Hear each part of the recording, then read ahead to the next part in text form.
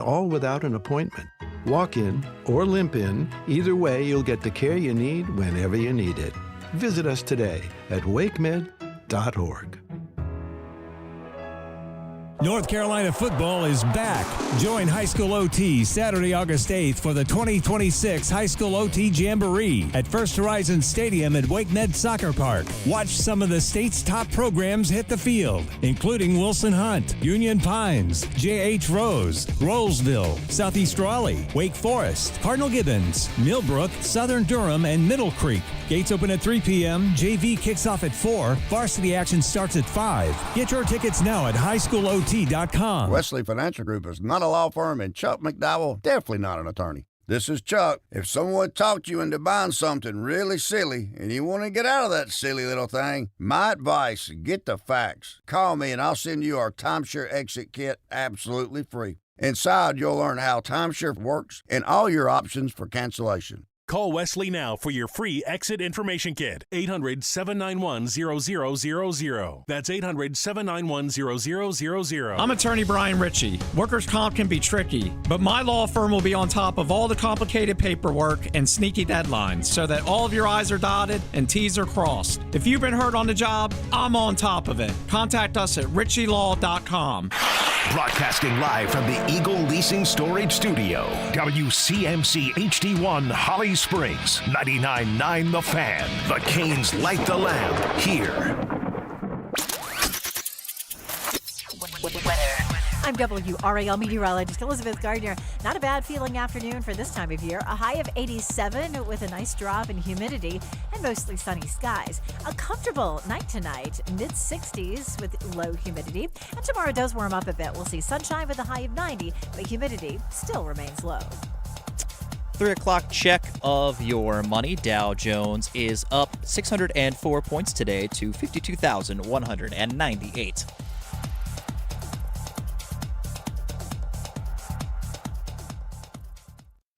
Deep left corner of the end zone! Jalen Coker hauls it in for a touchdown! Off the back iron, but Wilson comes soaring in to dunk it home. Copeland jabs on him a couple of times. Step back three-pointer, left corner, swish. One dribble out for Boozer for three. Big time! And the Carolina Hurricanes are the best team in the NHL. They won the 2026 Stanley Cup. The Drive with Tim Donnelly on 99.9 The Fan. That's right. The Drive with Tim Donnelly here on 99.9 The Fan. We are on location, which means we are out of the studio. You may hear general baseball sounds in the background today, which means we're going to be having a great day, because how can you not be romantic about baseball? It's a beautiful day. We are out here at North Main Athletic Complex Stadium, which you will find out why in just a second. I'm Tim Donnelly, Dave Modlin here, keeping us up and running on location. Back at the studio, it's Max Gorin. You'll be hearing from him throughout the show as he pulls a triple header. How baseball of him, right? A little double header action, producing both the Adam Gold Show and this show, in addition to his traditional duties in the morning with Next Up with Paul Ihander. But all of that means the show must go on, and we start with the Big Three at 3.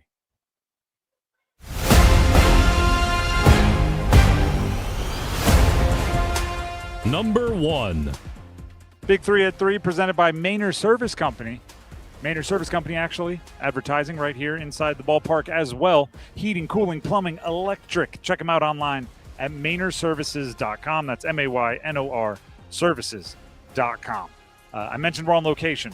Today, for the entirety of the show, we'll be at North Main Athletic Complex Stadium, the home of the Holly Springs Salamanders, where they are getting ready to take on the Zeppelin Devil Dogs tonight at 6:30 p.m. And listen, I love minor league baseball. I love summer baseball. I love the so many different levels of baseball for so many different reasons. But one of the main reasons is because they can be a little bit more creative, right? Pro sports, college sports are so often so serious in marketing and everything. I mean, when you have the Devil Dogs in town, what do? It's Bark in the Park night here in the stadium. So kids, parents, adults, and their furry friends, man's best friend.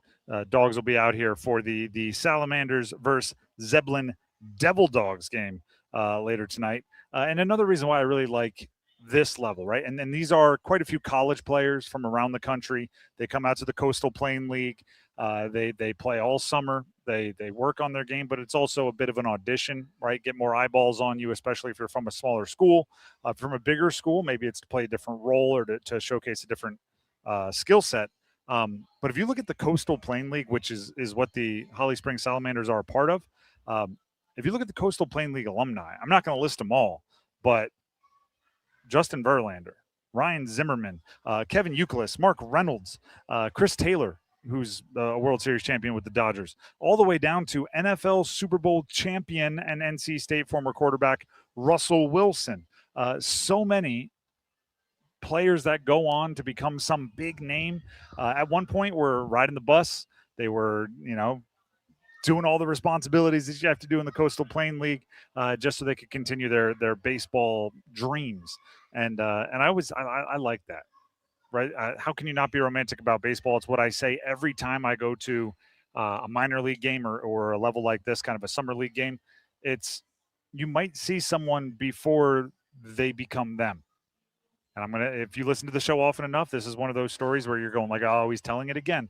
But when I was a kid, lived in South Jersey, very young kid, we used to go to Trenton Thunder games. It was a minor league baseball game.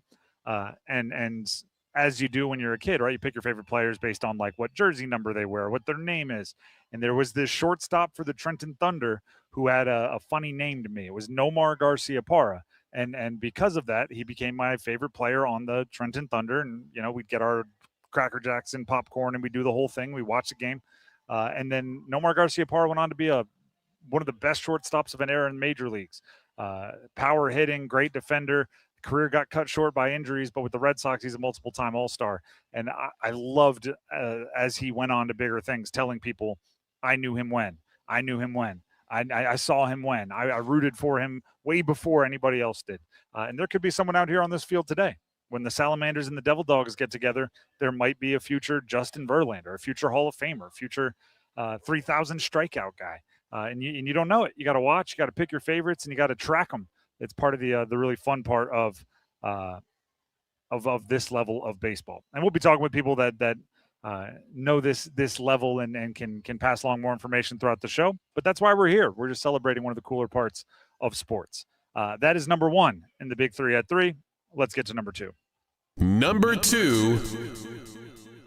We are looking for any morsel, any nugget of information on the Alexander Nikishin, either contract extension talks, bridge contract extension talks, trade talks, anything that could be happening. Because when it comes to the Carolina Hurricanes, they're obviously the Stanley Cup champ. Still, woke up today, it was July 30th, and the Carolina Hurricanes were still Stanley Cup champions. Who knows where the cup is today? It's been crisscrossing the world.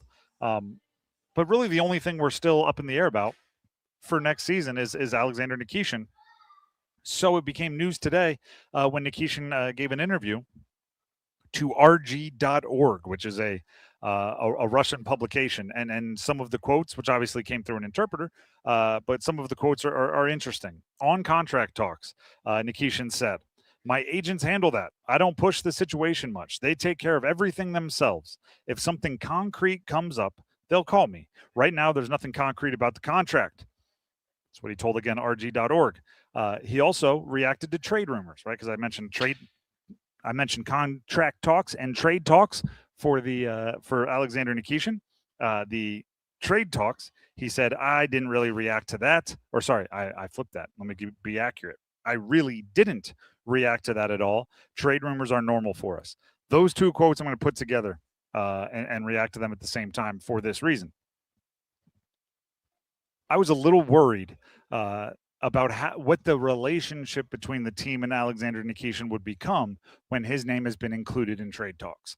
I think it's different when you are a first or second year player in the league, or you are a young 20-something and you're in a ton of trade talks versus a 30-something-year-old or a mid-30s-year-old and your name's in trade talks. It's just easier to consider it business, right? When you've seen great players, maybe even better players than you, or more beloved players than you for an organization, get traded, get uprooted, be disrespected, you can kind of look around and understand it's all a business. So my name was in trade talks. That's fine. Water under the bridge. As long as we can agree on something moving forward, it'll be all right. But when you're younger, hearing your name pop up in all those trade talks, it might hurt, right? Coaches and youth sports, everybody always talks about how it is a family and these are your brothers on the team. And I don't want to say you grow cynical or don't believe that as your career goes on, but when you're young, I think it's a different challenge. So the fact that he is able to so calmly or matter-of-factly talk about like, trade talks are normal, or, I'm going to stay out of the negotiation. Perhaps that relationship isn't damaged or even strained in a way I thought it might have been.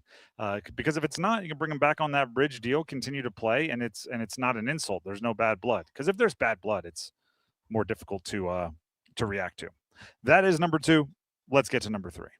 Number 3. Goodness, can the Carolina Panthers not catch a break? I almost feel bad because yesterday I updated the Chris Brazzell injury situation on air so many times, and it was moderately good news, right? At practice, Chris Brazzell, 3rd-round pick rookie. Everybody's excited about him. He's big, tall, strong, fast, that kind of player. And he goes down with a non-contact injury in practice. You're worried. You think it's the worst case. And yesterday afternoon, we got good news, right? The scan said it's actually a moderately torn LCL, and he's going to be able to get through without surgery, and he's going to be back in. They estimated about 8 weeks, which would put him back, week 5 or 6 of the season. And when we were talking about it, we did the whole breakdown. I have to. It's not our fault, but I'll apologize anyway because I feel like I should. That wasn't completely how it's going to play out. Today we learned, and Joe Person of The Athletic had it first, but it's since been confirmed by ESPN and many others.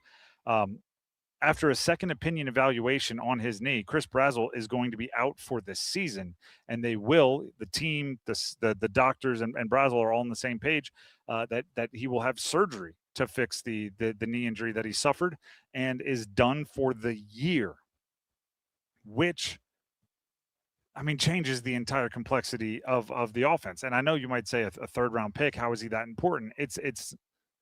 He wasn't drafted to be a top option. I don't think he was drafted to catch a ton of passes. He was drafted for his skill set. He is the speed guy. He is the take the top off the top of the defense guy. And he was drafted to fulfill a role so Teterow, McMillan, Jalen Coker, the rest of the pass catchers wouldn't have to spend time doing that, wouldn't have to spend time filling that sacrificial X kind of role. So now he's gone for the year, and you're essentially back to where you were a season ago as a wide receiving core. You hope you can stay a bit more healthy for guys like Jalen Coker, but you're back to where you started. And there's going to be an absurd amount of pressure on Teterow McMillan to be both like the center point of the offense, also fulfill roles within the offense and remain productive and never have an off day. The Chris Brazzell injury, what I thought was a very inconvenient and maybe a challenge to their start of the season, now it just becomes something that you can't really plan for. Injuries are going to happen, but both the offense and defense now, how many 7 practices in, 2 of them in pads, both the offense and the defense have lost a day 2 pick who's still on a rookie contract, who is going to play a role on the team this year, with Nick Scorton on the defense and Chris Brazzell on the offense being done for the season already. It's bad luck. It's bad luck. You can yell, you can scream to whoever you want, you can blame whoever you want, but it's bad luck, and I don't know how else to put it. The Drive with Tim Donnelly, 99.9 The Fan. I don't know if it's bad luck, but the Carolina Tar Heels football program also finds themselves in a tough situation, and they're practicing today. Day 1 for Carolina. How did they address the Michael Lombardi paid administrative leave? Find out next. I'm glad you agreed to this date, Mr. First Tuesday. Oh, me too, but I have to admit something. I've never been on a first date. But you are a date, and first is in your name. Yeah, I guess I've just been married to my work, Spreading the news about new scratch-offs coming out every first Tuesday. New scratch-offs release every first Tuesday? Wait, you don't know about new scratch-off tickets that come out the fur? Okay. Well, okay. You got me. Must be 18 to play. Problem Gambling Helpline, 877-718-5543. Amy Cox did something smart. She saved hundreds on auto insurance switching to Progressive. And with that money, she decided to treat herself to an anti-aging red light mask. Will she look like a horror movie villain every night? Yes. Will her boyfriend Kevin be scarred for life? That's certainly a risk. But it's Amy's savings, and if she's willing to risk her relationship for smooth, wrinkle-free skin, well, bye-bye, Kevin. Switch and see if you could save with Progressive and treat yourself. Progressive Casualty Insurance Company and Affiliates. Everywhere you look, things are getting more expensive. But at Consumer Cellular, we're lowering the price for those 50 and up. Now you can get unlimited everything for just $35 a line. That's $35 a month for unlimited talk, text, and data. Switch to the carrier ranked #1 in network coverage and customer satisfaction and get unlimited everything for just $35 a month. Call 1-888-FREEDOM or visit Consumer Cellular online or in-store today.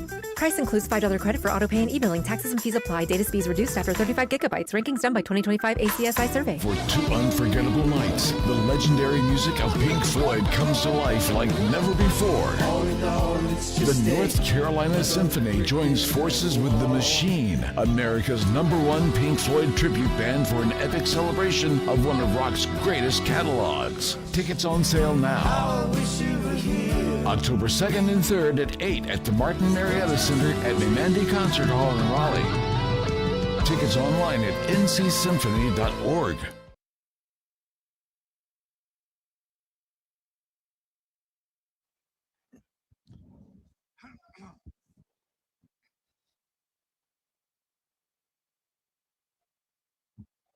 The Drive with Tim Donnelly, 99.9 The Fan. It's a baseball show, or at least it's from the baseball park show today for The Drive. We are getting ready for the Holly Springs Salamanders to take on the Zeppelin Devil Dogs from right behind me if you're watching on YouTube here at North Main Athletic Complex Stadium. The game is at 6:30. Our entire show will be live from right here as we get ready to enjoy some baseball after we go off air. In the meantime, it is still football preseason, and the amount of people that have just celebrated that the Carolina Tar Heels are in a rough, tough, you might say they put themselves in it, but a difficult to navigate situation involving Michael Lombardi, their GM, who is on paid administrative leave. The amount of people across college sports that seem to be celebrating is fascinating to me. But as any athlete will tell you, the best thing you can do for yourself, if you are, I'm talking about on the team or on the coaching staff, you're in that bubble, is start practice, right? Get to where you can escape for 2 hours, get to where you can put your minds on something else for 2 hours. The media is not going to let you. If you have media availability, the questions will be asked. They have to be asked. I am not suggesting they shouldn't be, but you can get out there on the field. You can be in your own little world for a little bit. That's your happy place. So there's really 2 different things going on here. There is Carolina football in day 2 of a high-profile coach's era getting ready to improve practice today. And week 0 is coming up quick. The other thing is their GM is still on paid administrative leave, and we have very, very little information about why, what led to it, who's going to decide his future, and everything else. So with that being said, let's hear the opening statement from that high-profile head coach. Bill Belichick spoke to the media today, and this is how he started things off. Good to always good to get started. I think we had a few players join us in June, but most of our team was here all spring, so we just had a handful of guys. So it's good to have all those guys back. It's a lot different than the situation we were in last year. So we've been able to move ahead. We've had a good month of training in June and July, month and a half. But training's training and football's football. So football conditioning is a little bit different from just, training conditioning. So excited to get started. We got some acclimation days ahead of us here in the beginning. And so, we won't be getting into, let's say, our real football competitive situations here for a few days until we get past the acclimation period, like everybody else has to do. But we're underway, and this is where we build our fundamentals and we build our communication and, get a good foundation so that when we are ready to move forward, into more contact practices and situational plays and things like that, that we have a good base to build on those. Oh, he just went full football, didn't he? And the irony of it is, the Michael Lombardi situation is the one that everybody wants to ask about. However, it came out ahead of. I have a statement here from UNC. Right, I think it was David Hale of ESPN. It was who thought the timing of this statement I'm about to read to you was a little bit coincidental, perhaps, or ironic, because it came 4 minutes before Bill Belichick was to talk to the media. But the statement read, as a result of concerns behind allegations that led to the personnel action regarding Michael Lombardi announced on July 27th, the University of North Carolina at Chapel Hill, through its Office of University Counsel, is in the process of investigating this matter. Because this involves confidential personnel issues, the university will not comment on the nature of the allegations or discuss personnel information. That came out 4 minutes before Bill Belichick was to speak to the media, which acknowledges a few things. They know everybody wants to ask about it. They're not going to address it. From a media professional standpoint, until it's addressed, it's not going anywhere. So sometimes it's better to just kind of rip the Band-Aid off. They chose to let it fester and focus on the football for today. When it comes to the football, the irony of it is, I don't know how far you can get away from Michael Lombardi when you're talking football for Carolina. Because you look at the roster, he was the one that put it together, right? You look at that front office, he was the one leading it. He was paid $1.5 million per year and is still, right, paid administrative leave to put together this roster. And remember when I said at the beginning of the segment that people were celebrating the tough situation that Carolina has found themselves in, right? The Carolina haters out there were celebrating. There's two forms of it, right? One is the off the field, but the other is there's a hefty amount of people, both in professional and college sports, that feel very, very comfortable simply saying that Michael Lombardi wasn't good at his job. It was Bruce Feldman of The Athletic that called him the worst general manager in college football. How about this? Bruce Feldman of The Athletic. It's also easy to argue that Belichick as a college coach has been, at least to the point, the biggest flop in recent college football history. No one questions his acumen when it comes to X's and O's. The problem, and it's been an enormous one, is that he completely botched the most critical hire on his staff and torpedoed North Carolina football in the process. That's talking about Michael Lombardi's hire. That's, again, Bruce Feldman of The Athletic. And then just because this one is like the headline that everybody's grabbing, Feldman continued, here's what we do know about Lombardi's time in Chapel Hill. Arrogance plus incompetence is a lethal combination. Arrogance plus incompetence is a lethal combination. So the reason why I brought all that up is I don't know if Carolina can realistically or even without assuming that we're missing something, right? Like assuming that we're not smart enough to keep up, can talk football without addressing the Michael Lombardi situation, right? It's right now, it is at the bedrock of everything they're doing. I would love to sit here and talk about the fact that they started their training camp. Their spring is one thing, but their summer camp with supposedly a 4-quarterback competition. But who chose those quarterbacks? They brought in 2 in the transfer portal. I've questioned that decision, right? In modern college football, I think you're much better off if you take whatever money you were going to give to 2 transfer portal quarterbacks, pull it together, and go shop at a higher level of transfer portal quarterback, right? NIL money isn't, and rev share money isn't unlimited. But who made that decision? Was it Belichick? Was it Lombardi? Was it the front office? Because if it was, we're right back where we started. Let's talk about Jordan Shipp. I think everybody is very, very excited for the talent that guy has at wide receiver. Jordan Shipp is like I said, he's an amazing talent. But when we were at ACC kickoff, and we've talked about this, Dennis Cox was in his breakout media talking to Jordan Shipp about all of the other teams that reached out to him last season, or more specifically, reached out to his mom, who was acting as his representation last season. Well, how did you keep him around? Davion Goss is gone. How did you choose which players to prioritize bringing back and which players not to? Again, we are right back to Michael Lombardi. When you are a general manager or a head coach, right, and it used to just be head coach, but when you are a general manager or a head coach in college right now, everything falls at your feet. So until that gets sorted out, that's the bedrock of everything. Even those of you that think there's addition by subtraction there, and I've suggested this, right? Because I still believe Bill Belichick is a football genius because, I've seen it my entire life at the NFL level. I think there's a world where getting him away from Lombardi is good for him, right? A little addition by subtraction, just because it would empower him to take more control over things that he used to delegate to Lombardi. But we can't talk about that without getting back to Lombardi. They're in a holding pattern right now as far as the conversations around them, right? And I actually was surprised by it, right? In that statement, the one that UNC put out regarding the action, led to the personnel action regarding Michael Lombardi announced on July 27th.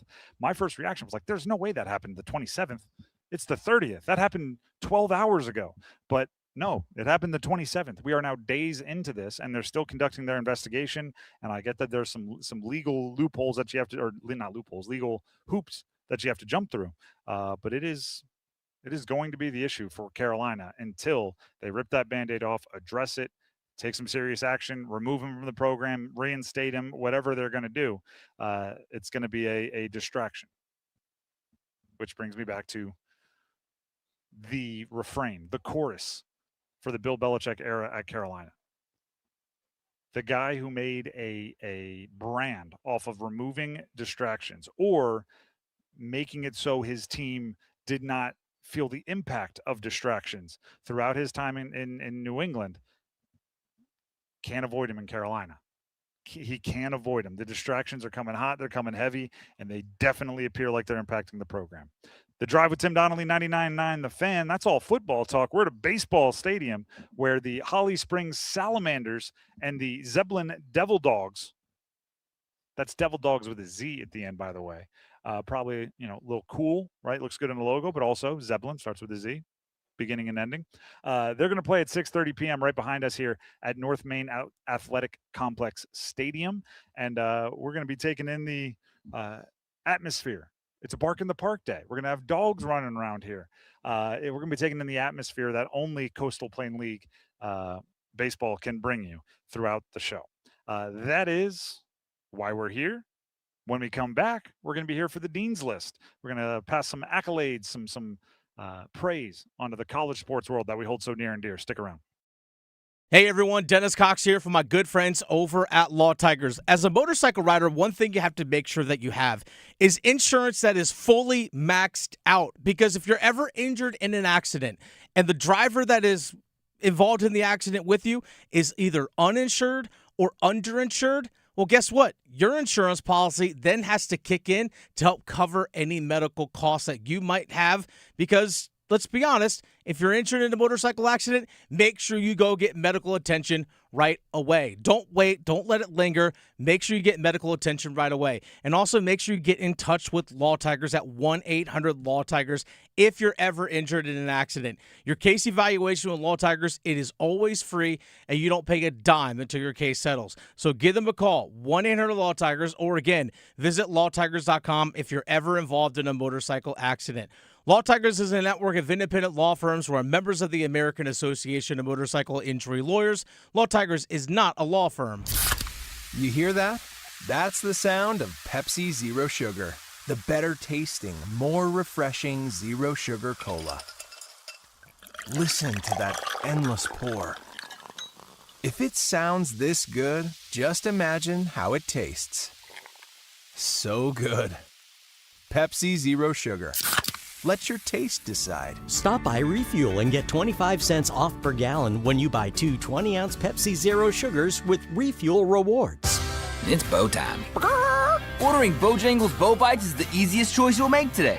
The bite-sized hand-breaded chicken is fried to crispy perfection, making it perfect for sharing, snacking, or when you're on the go. Just don't call it a nugget. The only hard part is choosing from our 6 dipping sauces. We've got a sauce for every kind of craving, from our creamy house-made ranch to our sweet and spicy peach honey pepper sauce. It all depends on what kind of mood you're in. Head to your nearest Bojangles today and discover the dippable, shareable, and craveable Bow Bites. It's bow time. There's no time like bow time. Time to head on over to Bojangles to try Bojangles' new Bow Bites. Bite-sized hand-breaded chicken fried to crispy perfection. On the go, they're perfect for snacking or sharing. Dipped in your favorite sauce like creamy house-made ranch or peach honey pepper, they're the perfect way to satisfy your craving for flavor and value. Try Bojangles' new Bow Bites. It's an easy choice to make when it's bow time. Progressive provides protection for your boat and other outdoor vehicles so you can explore new things. Oh, I can finally try pesto. We meant like water skiing. I've just never had pesto. Or maybe take the boat somewhere new. I mean, is pesto spicy or sweet? Oh, guess we'll find out, right? Right. Bundle home or auto insurance with your boat, RV, or motorcycle and stay protected with Progressive while you explore. I don't know. Maybe I'm not ready for pesto. Progressive Casualty Insurance Company and Affiliates. Not available in all states or situations.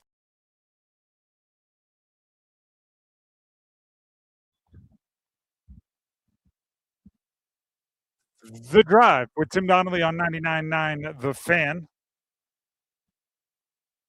where the Holly Springs Salamanders have begun warming up on the field behind me as we get ready for Coastal Plain League baseball later tonight, North Main Athletic Complex Stadium.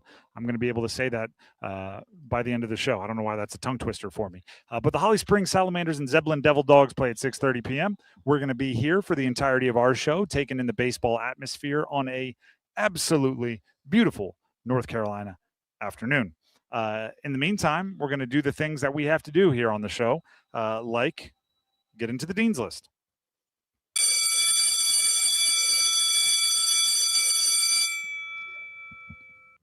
Well, first of all, for the Dean's List, let's keep up with our tradition here. You could be on the Dean's List if you text keyword BALL, B-A-L-L, to 919-860-5326 to enter for your chance to win a pair of tickets to high school OT's Jamboree at Wake Med Soccer Park on August 8th.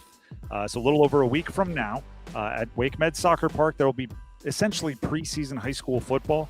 We're going to talk to Joel Bryant from High School OT later on in the show. We can give you more details on it, but if you are craving some Friday Night Lights action, it's been too long since last fall, text keyword BALL, B-A-L-L, to 919-860-5326, and you might just win a pair of tickets to see some of the biggest recruits, best teams in the area get their seasons underway. Also on the Dean's List, we are here at the Holly Springs Salamanders game. The Holly Springs Salamanders are a summer league baseball that feature college players from all across the country. Brought up their roster here. How about Amos Rich? He is a freshman for North Carolina. We're talking Tar Heels there, right-handed pitcher.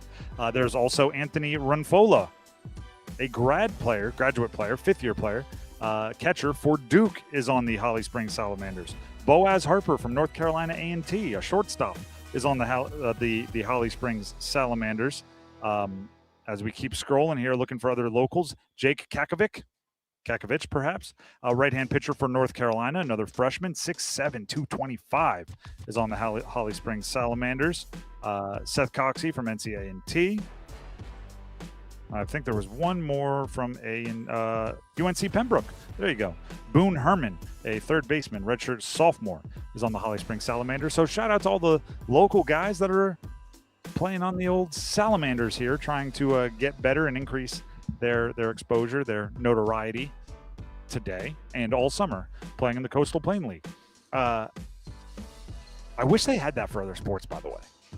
Summer league baseball, where they can just go out and kind of build up their professional prospect profile. They can play with others. They can be seen by more coaches. They can have more coaches work with them. It'd be awesome. I think that should be for every sport. Why can't basketball have a summer league early in the summer league, and then they get back in the fall, and then they're ready for winter? I don't know. I'm just saying. Baseball seems to have a lot of things set up right. I'll also say this. I really like baseball's how they handle, like, can you go pro or not out of high school? I think basketball would benefit from that as well, where it's like you can turn pro out of high school, then you're a pro, or if you go to college, you got to stay for 3 years. That brings college basketball closer to what we've always loved about it, right? Where you get to see guys become upperclassmen. And then also you're not holding back the LeBrons from going and making millions and millions of dollars right out of high school. But I'm off track now. Let's get back to the Dean's List. Max Gorin back at the studio producing. Do you have anyone you would like to throw on the Dean's List today? Yeah, I'll put former Wake Forest Demon Deacon Jesse Bates on the Dean's List because he is the top-rated safety in Madden 27. They just released the rankings, or the top 10 rated players at all the defensive positions. Jesse Bates III is the number 1 safety. The number 1 defensive tackle, by the way, is Derek Brown. Wow, number 1 safety. Is he getting like all pro love and everything? I feel like he's a little underrated, but I guess not by Madden standpoints.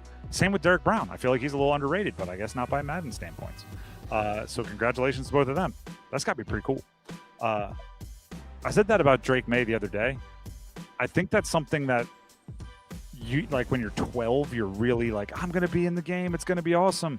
Once you are kind of an NFL superstar, it probably falls, by the down in your priorities, but I hope they remember how cool it would be if they were a kid and they had that happen.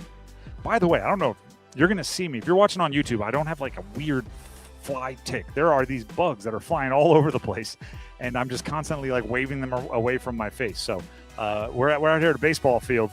I think I need to be like playing catch or something to make sure that the bugs stay away from me, or gotta get the bug spray from the team because I'm getting absolutely killed right now. So I'm not going crazy. More Dean's List as we reel this one back in. Cedric Gray, former UNC linebacker. The NFL Network put out their all under 25 team. So everyone in the NFL under 25, they made an entire roster. It's like an all-conference team or an all-American team. And I mean, there are nothing but studs on that team. You're talking Jackson Smith and Jigba, Drake May, Bijan Robinson, Jahmyr Gibbs, Teteroa McMillan, like just absolute studs. And their linebackers are Carson Schweizinger, who was Rookie of the Year, super productive last year for the Browns, and Cedric Gray, former UNC linebacker who was a mid-round pick, had 164 tackles last year, good for 4th in the NFL. But the reason I have him on the Dean's List is usually huge tackle numbers don't get people super excited, right? Usually huge tackle numbers are overlooked in lieu for guys that get sacks or turnovers or pass breakups. There's so many other kind of more buzzworthy stats. Cedric Gray is just a sideline-to-sideline linebacker that is hunting ball carriers and getting them on the ground. And I'm happy for him that he's getting some recognition. He, like I said, is on that all under 25 years old team from NFL Network, and I was pleased to see him there. And as I said, also for the Panther fans, Teteroa McMillan also on that list. More Dean's List as we continue rolling along for the Dean's List. How about Ryan Gerard, former UNC golfer, currently tied for 2nd at the Rocket Classic on the PGA Tour. I know it's Thursday, and I do this often. I get overly excited about how Thursday's going when you got to play all the way till Sunday. But being tied for 2nd, Ryan Gerard's just continuing to prove he's one of the more consistent golfers on tour. Michael Brennan, a Wake Forest golfer, is through just 9 holes today. He is 3 under and a tie for 18th. A bunch of other local guys playing, not many of them high up on the leaderboard. But Ryan Gerard tied for 2nd, 7 under par. He is in the clubhouse for the day, so he makes the Dean's List. He's a really good bet for like top 20s and making cuts and everything if you're into that sort of thing. This next one is a good one. Maybe I shouldn't say that. Maybe I should let you decide. Jeff Goodman, who many of you know covers college basketball, co-founder of the Field of 68, although that's probably got to be the Field of 76 now. There's this phenomenon in college basketball going on, college sports going on right now, where if you exhausted your eligibility this past school year and you played 4 years, the rules changed this offseason to where anyone in college gets 5 years of eligibility. And everyone that is, not everyone, but a whole bunch that exhausted their eligibility of 4 last year are now suing the NCAA for an injunction to play 1 more year. There is a 5-for-5 lawsuit that has been filed in North Carolina today, seeking a temporary and a permanent injunction, allowing them to play this season. The names on the list include Darian Williams, Trey Holloman, and then Alan Lubin, who played for NC State last year. Darian Williams was the preseason ACC Player of the Year after transferring to from Texas Tech to NC State last year. I would say that season, coached by Will Wade, did not live up to expectations or anywhere near expectations. And now he's trying to come back to college where he made a boatload of money in NIL and has not gotten the same hype in the NBA. So the reason why I put those three on the Dean's list, and I mean, it's not three. There's App State players, there's High Point players, Liberty players, Miami players, some very, very good and productive college players are also on this lawsuit. But it's not the players' fault. The NCAA has mismanaged this from the beginning. Some of these guys would be due 6-figure, if not 7-figure NIL deals if they can find a way to be eligible again. So they're going to do everything they can to find their way back to college. I think it's ridiculous, but I also think the blame should be squarely on the quote-unquote adults in the room, the NCAA and the enforcing and college sports commissions and athletic directors and everybody that has mismanaged this from the jump and found themselves in a really strange situation. So the players can go make some money, potentially, at least get some lawyers, some fees. I don't even know what to do with that. The Drive with Tim Donnelly, 99.9 The Fan. Jeff Goodman did tweet out the entire list. If you want to go see what players are included in the lawsuit, it is an insane list. TK Simpkins from Elon is on the list, all the way down to Michael Elay from Hampton, or Ohio State Tiana Todd. There's a ton of players on the list.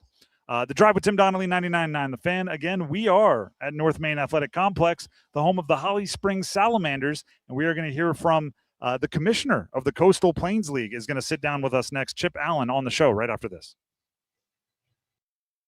If you're exhausted, not just tired, but worn down, this message is for you. I'm Brandon Giggling, president of Parkway Sleep Health Centers. Across North Carolina, many people wait months, sometimes over a year, just to start sleep care. That wait isn't normal, and it isn't necessary. At Parkway, most patients are seen within weeks, with virtual consultations and home sleep studies that remove unnecessary delays. Sleep care shouldn't have to depend on how long you're willing to wait. Parkway Sleep, your fastest path to better sleep. Start today at parkwaysleep.com. Sound sleep, sound health.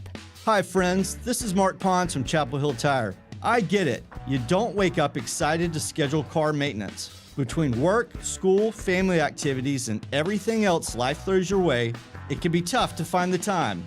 That's why I'm excited to share that our University Place and Crabtree locations are open Saturdays from 8 to 5. Now you'll have one more option for taking care of your vehicle. Schedule your Saturday appointment today at chapelhilltire.com and drive happy. Organize easy. Organize tough. Customize your work truck or van with upfit solutions from Van Products. Steel and aluminum shelving, toolboxes, data files, cabinets, drawers, conduit carriers, ladder racks, everything safe and secure. Everything built as unbreakable as you by Adrian Steel. Backed by the best warranty in the business. 3 years, 36,000 miles. Everything custom installed by Van Products so you know it's done right. From a single work rig to a fleet, choose custom installed upfit solutions from Van Products. If you have a 2, 3, or 4% mortgage rate, don't refinance it. You don't have to, but you can still get cash out of your home. Introducing Loan Pronto's zero-cost equity loan. Hey, it's Dennis Cox. That's right. With Loan Pronto, you can get all the cash you need without touching your first mortgage and without any fees. One local homeowner just got $100,000, paid off all their credit cards, paid off their existing HELOC, remodeled their kitchen, and saved over $1,500 per month.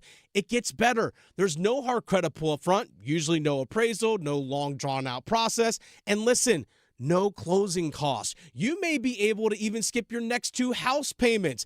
Call Loan Pronto now. Leave your low-rate mortgage intact, but get the cash you need in as little as 2 weeks without paying closing costs. LoanPronto.com. See how much you can get right now. Call 919-381-1760. That's 919-381-1760. LoanPronto.com. For qualified homeowners, equal housing lender, NMLS 1661781, NMLSConsumerAccess.org. This summer, the Honey Pepper Pimento Chicken Sandwich and Pineapple Dragon Fruit and Sprite are back at Chick-fil-A. Girl, it's back. We've been waiting. I love that honey pepper pimento sandwich. And that pineapple dragon fruit and Sprite is everything. It's got that razzle-dazzle that makes you stop and say, okay, wait a minute. I love the creaminess of the pimento cheese. It's savory, it's bold, it's flavorful. Our faves are back. High five, girl. Which fan favorite will you choose? Real customers paid for their testimonials.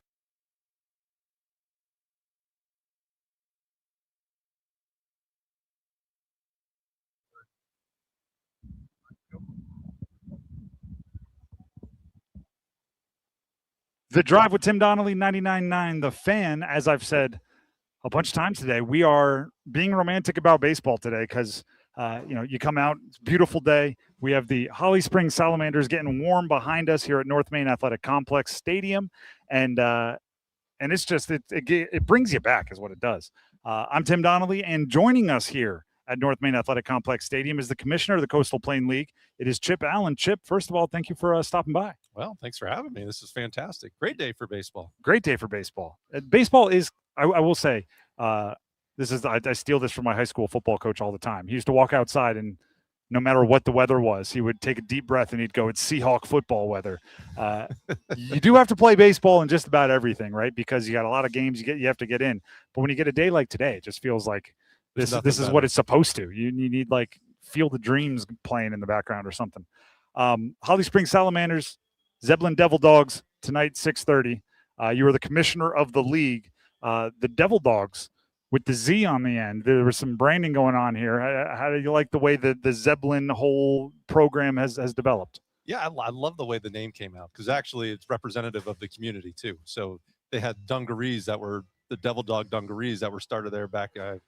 I needed to talk to you before the announcement went out because when Devil Dogs was revealed as the name on air, we talked about it, and the Zeppelin community let us know in an aggressive way all about the plant or the factory that used to be there and their grandparents that were working here. It was a very furious education for me on where the Devil Dogs name came from. Yeah, and I'm told that everybody that had lived in that community owned a pair of those jeans. Some still do. Yeah, still do. Still do. They were like I said, passionate, and that's what you want out of your fans, right? You want passion. Oh man, you love the passion, the fandom, which is kind of crazy on this level. You get a lot of fandom from these communities because it's part of their community. It represents their community. I'm always amazed at Wilmington. Wilmington, their fans are rabid. It was a couple of years ago. They had a playoff game, and I went and saw the umpires after the game. And the guy behind home plate, he looked at me. He's like, "Man, I was ready to pack my bag after the second inning. Those guys are brutal." They rode him from sharks, if you will. Chip Allen, the commissioner of the Coastal Plain League, here with us.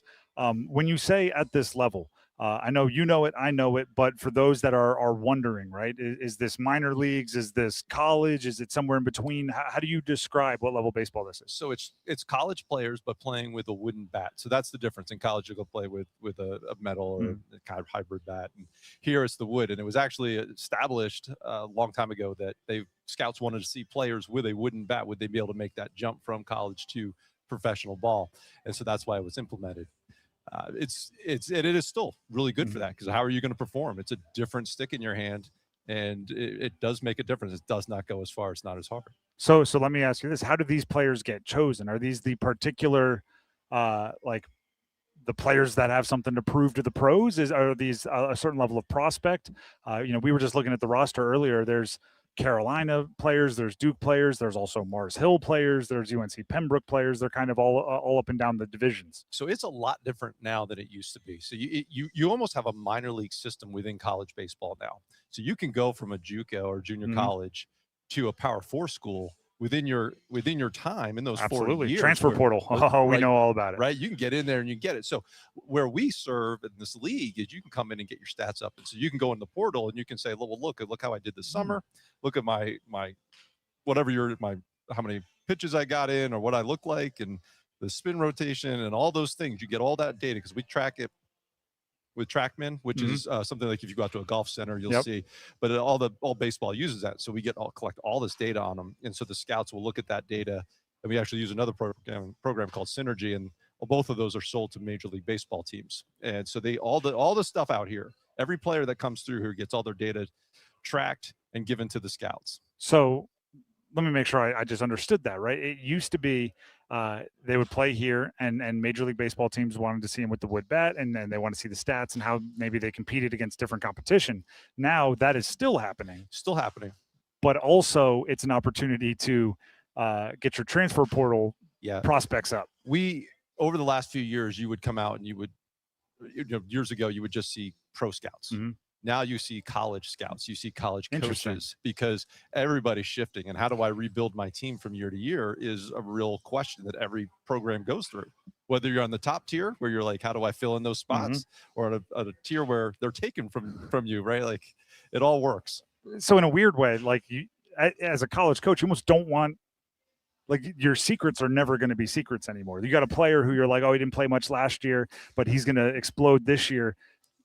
He's coming to something like this, and everybody knows about him by the time the season comes around. They do. So I mean, I like it. I want all the players to have all their options. It's just, it is crazy to think that a college coach would be out scouting a wood bat league the same way a scout for the pros that's looking for a late round pick would be scouting the wood bat league. Right. And now you have competition because you have NIL money. Mm-hmm. And so you're trying to build a program, and it used to be, right, like, am I going to college or am I going to get drafted? Mm-hmm. If I get drafted, I'm usually going to go that route. Now college is a viable option. Again, we're talking with Chip Allen, the commissioner of the Coastal Plain League. Just talk about changes in the sport of baseball. Is a gigantic season in the Coastal Plain League worth a lot to a college player? Like as far as NIL and everything goes? Yes, it can be.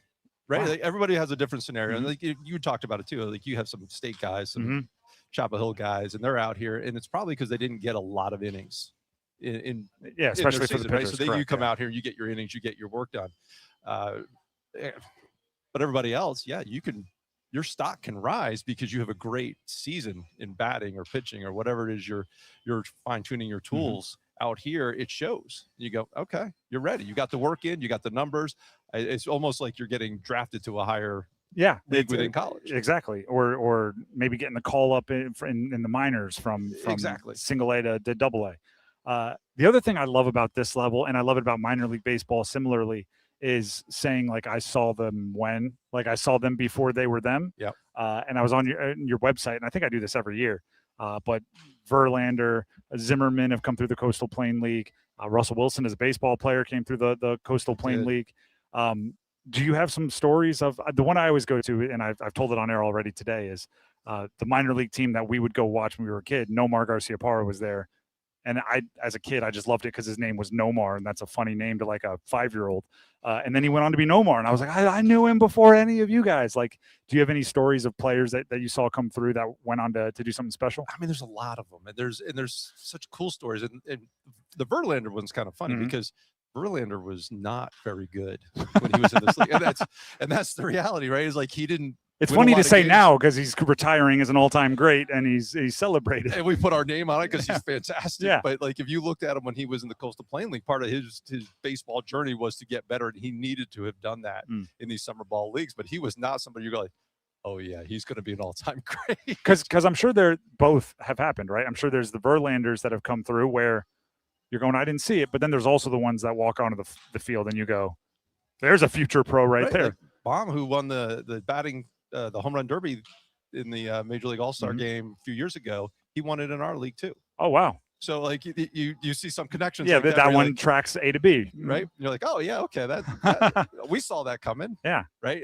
But the Verlander one makes me laugh. But we have our All-Star event every year. And really there's usually about 3 guys on average in that group, in that All-Star group, that are going to go on to become major leaguers, not drafted, but major leaguers, play in the show. And so I always get to make that speech in front of them. I always get to talk to them about that. Like, 3 of you sitting here. So you see them start looking around and doing the math. They're like, all right, well, he's one of them. That leaves 2 for the rest of us because that dude's real. No, I mean, that is part of the greatness of this level is you kind of get to be a scout, right? You watch a game and guy goes 3 for 4 and I'm like, I'm gonna write down his name. I'm going to remember it. And then if he turns into something, I feel like a genius. If not, I don't tell anybody that I wrote his name down. Right. Right. Because in my mythical scouting, I'm 100%. My draft picks always pay out. Yeah. The other thing is you get to be a little bit more creative. Bark in the Park night tonight. Yeah. What events when those kind of things happen are some of your favorites sitting from where you're sitting? I like when they really involve the community. So that's a community of dog lovers that come out, and that really is kind of a cool thing to watch them all come out. Star Wars funny is one that always hits.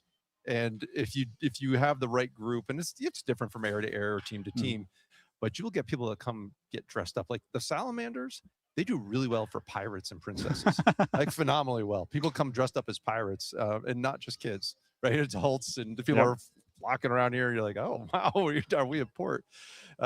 It's all those different things are really cool. But that's one of the other parts about this league. These teams are so community based because it's not like a Durham Bulls is bigger than Durham, right? You're the triangle area, and you're bringing people in. This really is a Holly Springs, Apex, and Fuquay kind of segmented group, just like Zebulon is really out that way, Wendell and Zebulon, and all the teams are like that. So you're drawing from a smaller, but so the team seem to be very passionate about their team, but also get really involved in those other events, what's happening at the ballpark tonight. Coastal Plain League, I feel like the geographic imprint is expanding a ton, right? There's it kind of started in this area. Now you're in a whole bunch of states, and there's what was it? Greenville is the next or the most recent. Like how is the league as a whole maybe keeping those allegiances, like you said, community based, but the fingerprints getting a little. So it changes, right? And it flexes. So as we had Savannah, the Bananas were started in our league, and they have gone on to do Banana Ball, so they're no longer. They've gone Bananas, right. But when they left, that also left kind of a hole in our travel schedule because the Macon Bacon, that was their closest. Right. I love them. I love them all. I love the Zookeepers. I love them all. Right. And so we now need to work harder to find another team down in that area. We are working with a group down in South Carolina that is looking at they've bought the land. They're very close to getting everything permitted and starting to build their own stadium, which would be the first in our league. Everybody else is owned by the city or the town. But we put a team there. We actually it just got announced that in Mooresville, North Carolina, they're the intent to award us with not CBC or not the Coastal Plain League with the team, but it would be a CPL team with another group that would run it, and they run the Grasshoppers and the Cannonballers. But the intent to award us with that one out there, and it's going to be a brand new stadium. It's going to be gorgeous, and I have really great travel partners on that side of the league and the west side. So Forest City and Boone, Bigfoots, all that have better travel partners. Again, I love the names and the merch, by the way. If you're into cool hats and everything, I've got buddies that collect some of them. There are some cool logos in the Coastal Plain League. Before we let you go, and I appreciate you being a hospitable host to us and here. We love having you guys here. The Salamanders. Give us the breakdown. We were talking off air before we got on the Salamanders in the playoff chase. So there's some meaningful baseball that's going to be played by the gentleman behind us getting BP. What's the chase looking like? All right. So for to end today, so Saturday is our last day of regular season. But if we're end today, the Salamanders would 100% be in. There we go. They'd be the third team in, so they would actually travel to the Wilmington Sharks to play a one-game play. Tough place to play. We were just talking about. We were just playing.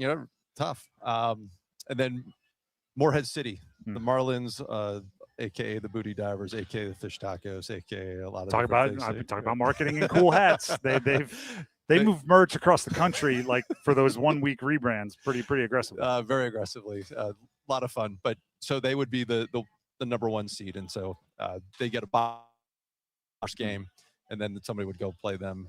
So wins it. By the way, exceptionally affordable entertainment. I have a 5-year-old and a 1-year-old. Sometimes the bigger versions of sports, it's like, am I really paying all this to have a 1-year-old not pay attention to the game at all?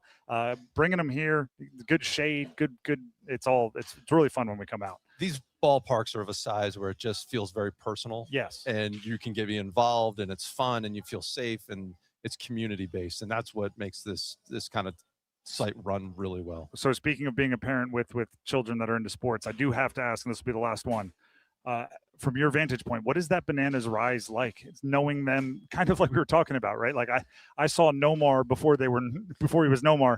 You saw the Bananas before they were the Bananas. Yeah, we also have Cosmic Baseball. So have you seen, right? And Cosmic, I haven't seen it personally. I've heard in the marketing and everything. Well, you need to do it. So they okay. usually they've been to Durham the last 2 years, and Chris, who owns that team, is one of the most phenomenal guys you'll ever meet. Just really good dude. You just root for him to win, and he just got licensed to do hockey too. Okay. So he's going to do basically glow in the dark hockey. For anybody who's listening that doesn't know what it is, it's got a lot of hockey fans in the area, just like baseball fans. Glow in the dark baseball, glow in the dark hockey, and it's just a lot of fun to be a part of. And those kind of things. We encourage that in our league. We want to be the most innovative league, and what can come out of it? What can we do to make it fun for the fans while you're still making players better? So we actually last year, here's a little fact for you. We had players drafted into Major League Baseball. We had players drafted into the Bananas, and we had one player drafted into the Women's Professional Baseball League. So we had all sorts of people. Yeah, we pretty much hit them all. And as soon as Cosmic has a draft, I'm sure we'll get some drafted in there. Of course. Well, Chip, we appreciate you, as I said, for hosting us, the commissioner of the Coastal Plain League, and good luck as the playoffs get started. Really appreciate it. Glad to be out here. Thanks for having us. We'll be back with Football at 4 here on The Drive coming up next. Thea, can you pass me a Baja? A what? Mountain Dew Baja Blast. Try it. It's tropical at first, then the lime flavor hits. Oh, okay. That's crisp. Tastes like vacation. Right? Mm-hmm. And it's mine now. Have a Baja Blast. Right now at Circle K, buy a 20-ounce Mountain Dew and get another for just $1. Do the Dew at Circle K today. Download to see if you qualify. Not all customers will qualify. Transfer fees may apply. No Albert subscription required. Albert is not a bank. Albert Instant Loans are issued by FinWise Bank, member FDIC. Not an actual client. Terms apply. Kylie, what's wrong? I just got hit with a car repair bill. I'm behind on rent, and I feel like I can never save any money. Have you tried the Albert app? Albert is your financial assistant, helping you find ways to save and create custom budgets to actually grow your money. Plus, you can get up to $10,000 for big expenses, or advance up to $1,000 fast when you need cash right away. Albert can get me up to $10,000? Exactly. Albert spots you in a pinch and helps you grow your money in the long run. I'm downloading Albert right now. Download the Albert app and use promo code CLEAR to borrow up to $10,000 for whatever you need. The Albert app helps you budget better and save more money so you reach your financial goals faster. Download the Albert app right now and use promo code CLEAR to borrow up to $10,000. Use code CLEAR to borrow up to $10,000. What do parents think of back to school at Staples, where 24-pack Crayola crayons are just 50 cents? Staples has folders, notebooks, and pens at great prices. I'm smiling from ear to ear. It's the most wonderful time. Mom, I missed the bus of the year. It's a wonderful time at Staples, where school supplies start at just 25 cents. Staples. That was easy. Visit your local Staples today or shop online and in the app. Ends 9/12. Exclusions apply. I'm attorney Brian Ritchie. Getting hurt in a car wreck comes with all kinds of stress and frustration. But when you call me, I'll be on top of all of it. So all you need to worry about is getting better. If you've been injured in a car wreck, I'm on top of it. Contact us at ritchielaw.com. Broadcasting live from the Eagle Leasing Storage Studio. WCMC HD1 Holly Springs. 99.9 The Fan. The Canes light the lamp here. I'm WRAL meteorologist Elizabeth Gardner. Temperatures in the upper 80s this afternoon, but our humidity stays low, so it feels pretty comfortable out there for the end of July. A nice night tonight. We dip into the mid-60s with low humidity, and tomorrow is a little hotter with a high of 90. We'll see mostly sunny skies, but the humidity stays fairly low. 4 o'clock check of your money. Dow Jones up 615 points today to 52,209.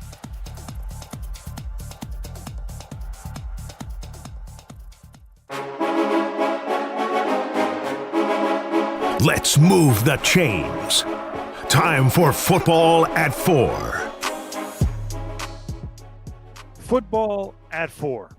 Here on The Drive with Tim Donnelly on 99.9 The Fan. Brought to you by John Heister, Chrysler Dodge Jeep Ram in Lillington. Get off your keister and come to Heister.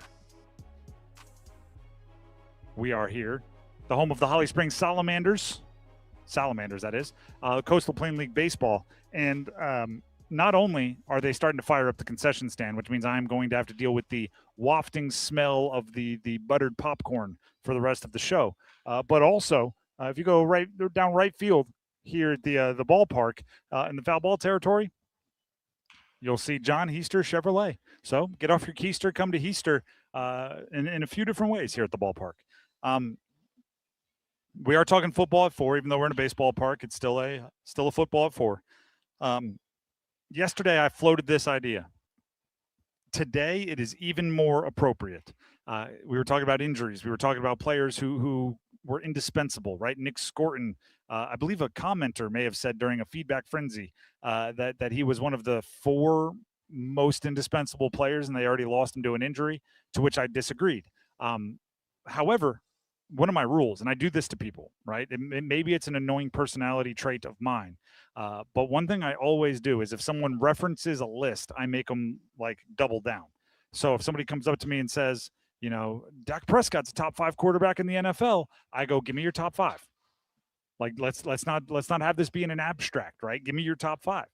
So if I say something like Nick Scorton is not one of the top 4 most indispensable players, I don't expect y'all to just sit there and let me live in that and not be pressed. So right here, right now, I put together the list earlier today.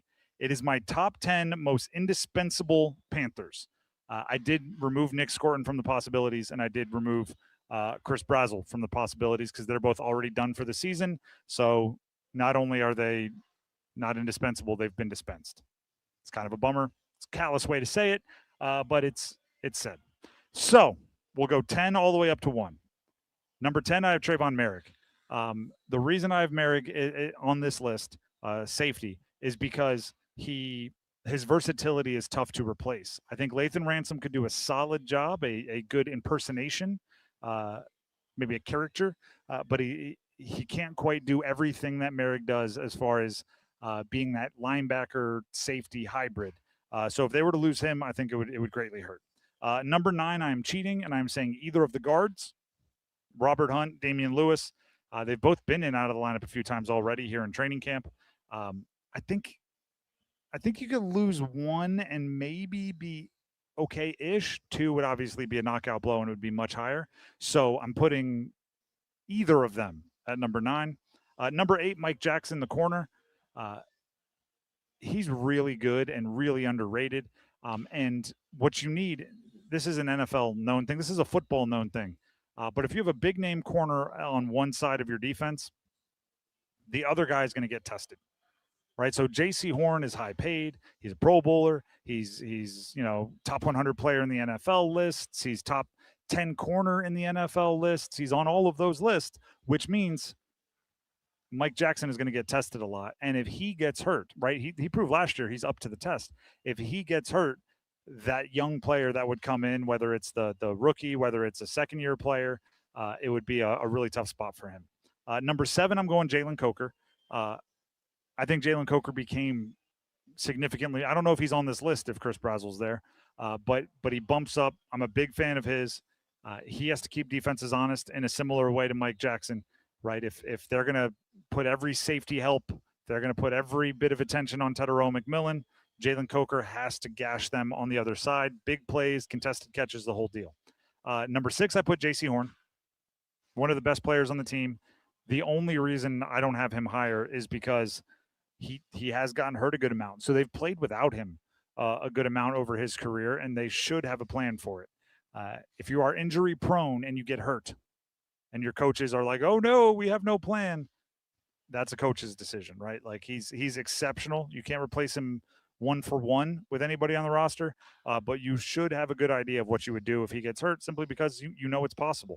But he's a back-to-back Pro Bowler, first guy I think since Brian Burns to do that. So congratulations to him. Number 5 is Jalen Phillips. It's tough to say a guy that just showed up is already indispensable, but he's top 5 because of the money you're paying him. You can't have $30 million per year sitting on IR and not expect that to impact your defense. And 2, because Nick Scorton's hurt. Nick Scorton got hurt, and suddenly so much more of the responsibilities from that edge rusher group fall on Jalen Phillips, and he already had a ton of responsibilities on his plate for that edge rusher group. He needs to be better than he's been in his career, which is saying a lot because he's been pretty good. He needs to be disruptive, and he needs to get home more. He needs to get the quarterback on the ground more. Number 4 is Bryce Young. I went back and forth on this one 100 times because part of me wanted to just say the quarterback has to be number one.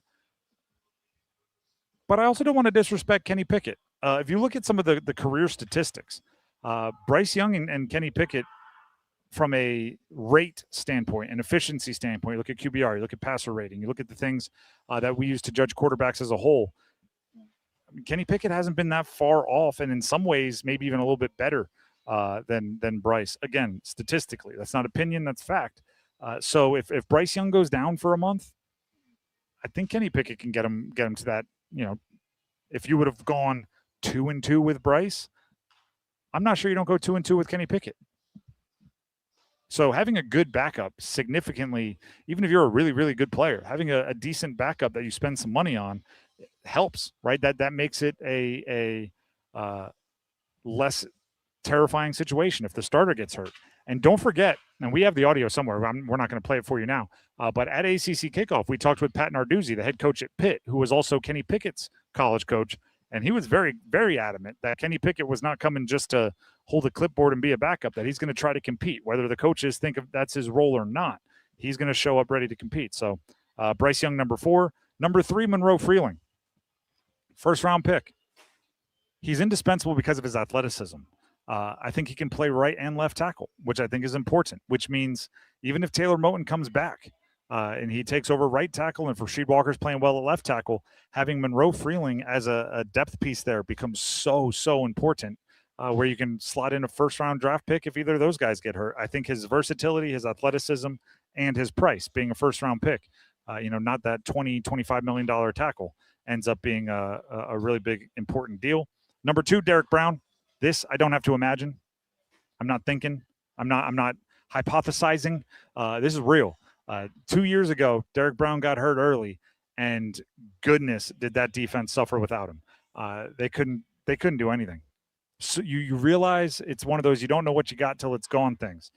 You may watch a game, and unless you are intent on watching the trenches, unless you are a former defensive line coach or offensive line coach, and you can't help but watch the game like you used to watch tape and you're just watching the trenches all day, you may not notice Derek Brown. But then as soon as he's hurt and he's not in that game, everybody notices him because the defense can't stop anybody. Max pointed out earlier, he's the highest rated defensive tackle in Madden. Madden knows what they're talking about. And then number 1, most indispensable Panther for this season, for me, is Tetairoa McMillan. Now that they lost Brazzell for the season, it's even more important. The whole offense stems from teams circling him on the scouting report. I think they want to build run first, but the run game doesn't work if you don't have the respect of the passing game, right? It's a balance. And I would say 90% of any respect that defensive coordinators have for the Panthers passing game come from Tetairoa McMillan. His ability to win on third downs, his ability to gain first downs. He is in the top 10 in the league as far as catches for first downs, which doing that in the Panthers offense last year is exceptional. Tetairoa McMillan is the most important, most indispensable person on the Panthers right now. And it says an insane amount that Derek Brown and Bryce Young and these guys are on the team. And I still say that about Tetairoa McMillan. So there you go. And where would I put Nick Scorton if he were on this list? I think he would be down around the Robert Hunt, Damian Lewis 9-10 range.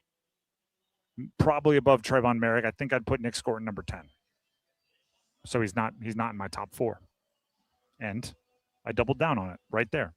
The Drive with Tim Donnelly, 99.9 The Fan. Oh, by the way, Football at 4 was brought to you by John Heister, Chrysler Dodge Jeep Ram in Lillington. Get off your keister and come to Heister. We continue to be live here from the ball field. Let me see what's going on behind me. They were taking BP a minute ago. Still going on. The Holly Springs Salamanders got a lefty at the plate right now. That would have been a ground out to short. The Holly Springs Salamanders are taking on the Zeppelin Devil Dogs at 6:30 here in the ballpark, and we're looking forward to it. The atmosphere's starting to rise a little bit, and it's a Bark in the Park night. When we come back, we stay on the Panthers. It's a cons and cons day. We will give you our cons and cons. What are we most confident and most concerned about when it comes to the Carolina Panthers? Stick around to find out. Hey everyone, Dennis Cox here real quick for my friends over at Law Tigers. One of the things about a motorcycle rider that you always have to make sure you're aware of, it's the weather. It's the weather. You never know, especially here in the state of North Carolina in the summertime, you never know when that afternoon thunderstorm is just going to pop up. Those afternoon thunderstorms here in the state of North Carolina, they pop up, it seems like, every single afternoon. Well, as a motorcycle rider, make sure you understand that. But also, make sure you have an out. If you know the weather might turn sour, make sure you have a parking garage that you can get to. Make sure that you maybe have an underpass that you can park underneath, somewhere where you can get shelter and stay out of the bad weather. But if you're ever injured in a motorcycle accident, make sure you contact Law Tigers at 1-800-LAW-TIGERS even before you get in touch with the insurance company. Your case evaluation is always free, and you don't pay a dime until your case settles. So give them a call, 1-800-LAW-TIGERS, North Carolina's motorcycle lawyers. Law Tigers is a network of independent law firms who are members of the American Association of Motorcycle Injury Lawyers. Law Tigers is not a law firm. Hey, Carolina Panthers fans, it's Dennis Cox from 99.9 The Fan. For all the inside information on your team, join me and my co-host, WRL TV's Chris Lee, for our podcast, Panthers Playbook, presented by Wake Orthopedics. In every episode, we'll keep you up to date on your Panthers, and we'll do it with access only we can provide. Locker room insight, exclusive interviews, and in-depth looks from training camp as the regular season approaches. Follow and subscribe to Panthers Playbook wherever you discover your favorite podcasts or watch on YouTube. You hear that? That's the sound of Pepsi Zero Sugar. The better tasting, more refreshing Zero Sugar Cola. Listen to that endless pour. If it sounds this good, just imagine how it tastes. So good. Pepsi Zero Sugar. Let your taste decide. Stop by Refuel and get 25 cents off per gallon when you buy 2 20-ounce Pepsi Zero Sugars with Refuel Rewards. I'm Sam, owner of Marino's Landscape. With my Chase Inc. Business Premier Card, I earn unlimited 2.5% cash back on purchases of $5,000 or more. So everything I buy to run my landscaping business gives me cash back to help throw a big thank you party for my team. For all they do. Chase Inc. Cash back built for every business. Find the right card at chase.com/inc. Real business owner compensated for their participation. Cards issued by JPMorgan Chase Bank and a member FDIC, subject to credit approval. Terms apply. For 2 unforgettable nights, the legendary music of Pink Floyd comes to life like never before. The North Carolina Symphony joins forces with The Machine, America's #1 Pink Floyd tribute band, for an epic celebration of one of rock's greatest catalogs. Tickets on sale now. October 2nd and 3rd at 8 at the Martin Marietta Center at Mandy Concert Hall in Raleigh. Tickets online at ncsymphony.org.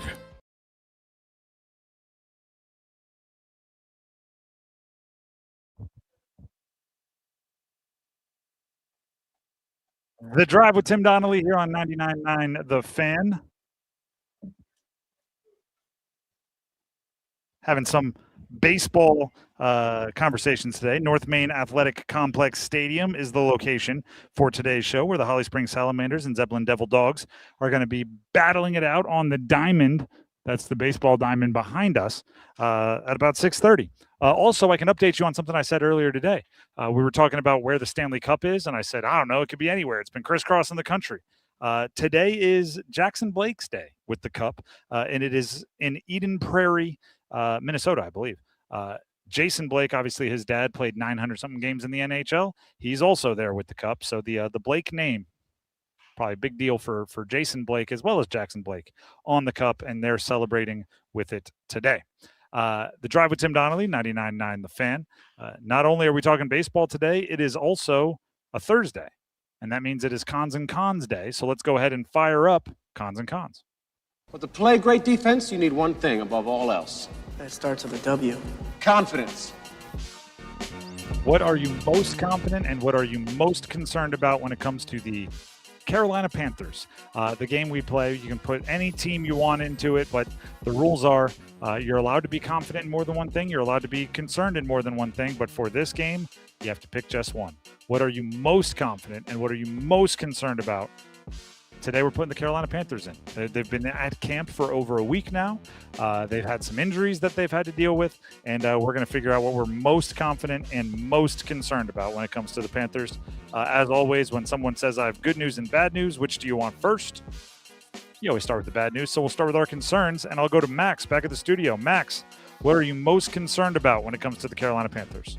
For me, the obvious concern, and probably a lot of people feel the same way, is that someone must have upset some kind of football god or desecrated some kind of burial ground underneath the city of Charlotte, because the injuries are already stacking up, and it's not even the month of August yet. You've already lost 2 young, promising players for the season just from training camp practices. You haven't even hit another team yet.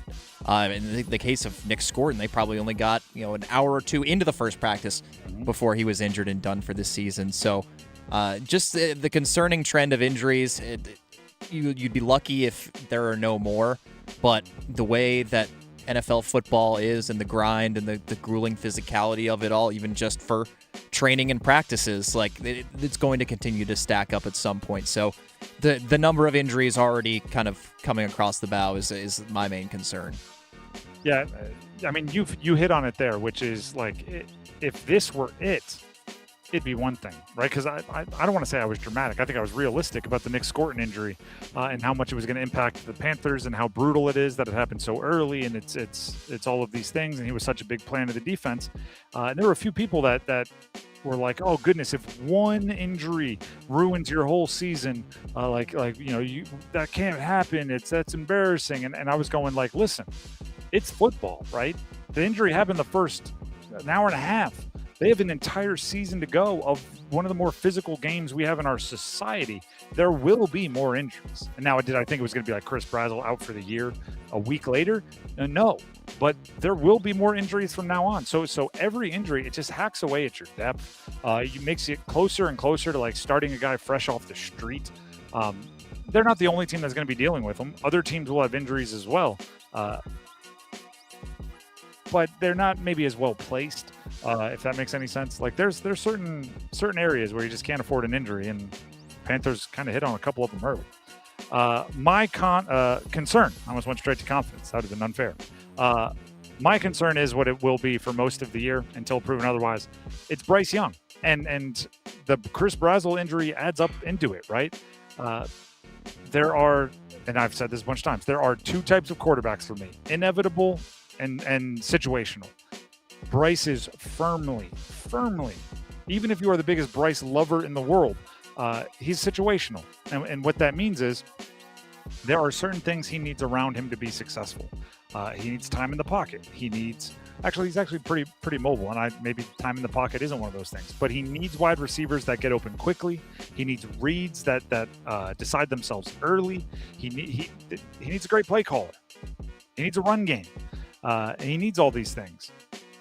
The inevitable quarterbacks, and I would say there aren't many of them at any point in time. Tom Brady was this way. Aaron Rodgers at his peak was this way. Pat Mahomes is this way. Perhaps a Josh Allen might be playing his way into it a little bit. But what that means is, the same jokes exist. You could give him 4 grocery baggers from the local grocery store, and he's going to throw for 40 touchdowns. Those jokes were made about Brady for years. Those jokes were made by the Packers, right? The Packers, what was it, like year 15, and it was a completion of Mercedes Lewis, was the first completion Aaron Rodgers ever threw to a first-round pick, because you could just give him mid-round picks and he'd turn them into stars. That's not Bryce. Bryce needs the cocoon. He needs the nest. He needs everything built around him. So I'm concerned what's going to happen to him now that Chris Brazzell's out and he was a part of the plans. And now that Taylor Moton's hurt and he was a part of the plans. And what if Brad Idzik takes a little while to get his play calling groove going? I'm worried. I'm concerned about Bryce, and I will continue to be worried and concerned about Bryce until he proves otherwise for a consistent elongated period. Not for one good game or 1 out of every 4 good games. He needs to put 7 out of 8 solid games. That's my concern. Let's get to confidence. Max, when you look at this Carolina Panthers team, what are you most confident in? I'm confident that they're going to get more aggressive on offense in terms of the play calling. It's been turned over from Coach Dave Canales to the offensive coordinator, Brad Idzik. And the early reports, and granted, it's first couple weeks of training camp, so you got to take it with a grain of salt. But you hear about all these highlights of these 30-yard touchdowns that Bryce Young's throwing to Tremaine, or they've got Jonathan Brooks splitting out wide and catching a big deep ball down the sideline. I think they're going to get more aggressive and start to stretch the field a little bit more on offense this year, because there were so many times last year you can think back to. I know Dave Canales mentioned specifically the game against San Francisco on Monday Night Football. You also think about the Seahawks game where Bryce threw for 50-something yards total in the game. The ability to stretch the field and maybe showcase the talent that they drafted Bryce Young for. They traded all those assets to get that first pick and draft him. If you're going to put him in a position to finally showcase that, and now you do have at least one very solid to elite target, offensive rookie of the year in Tedero McMillan. You've got the developing Jalen Coker.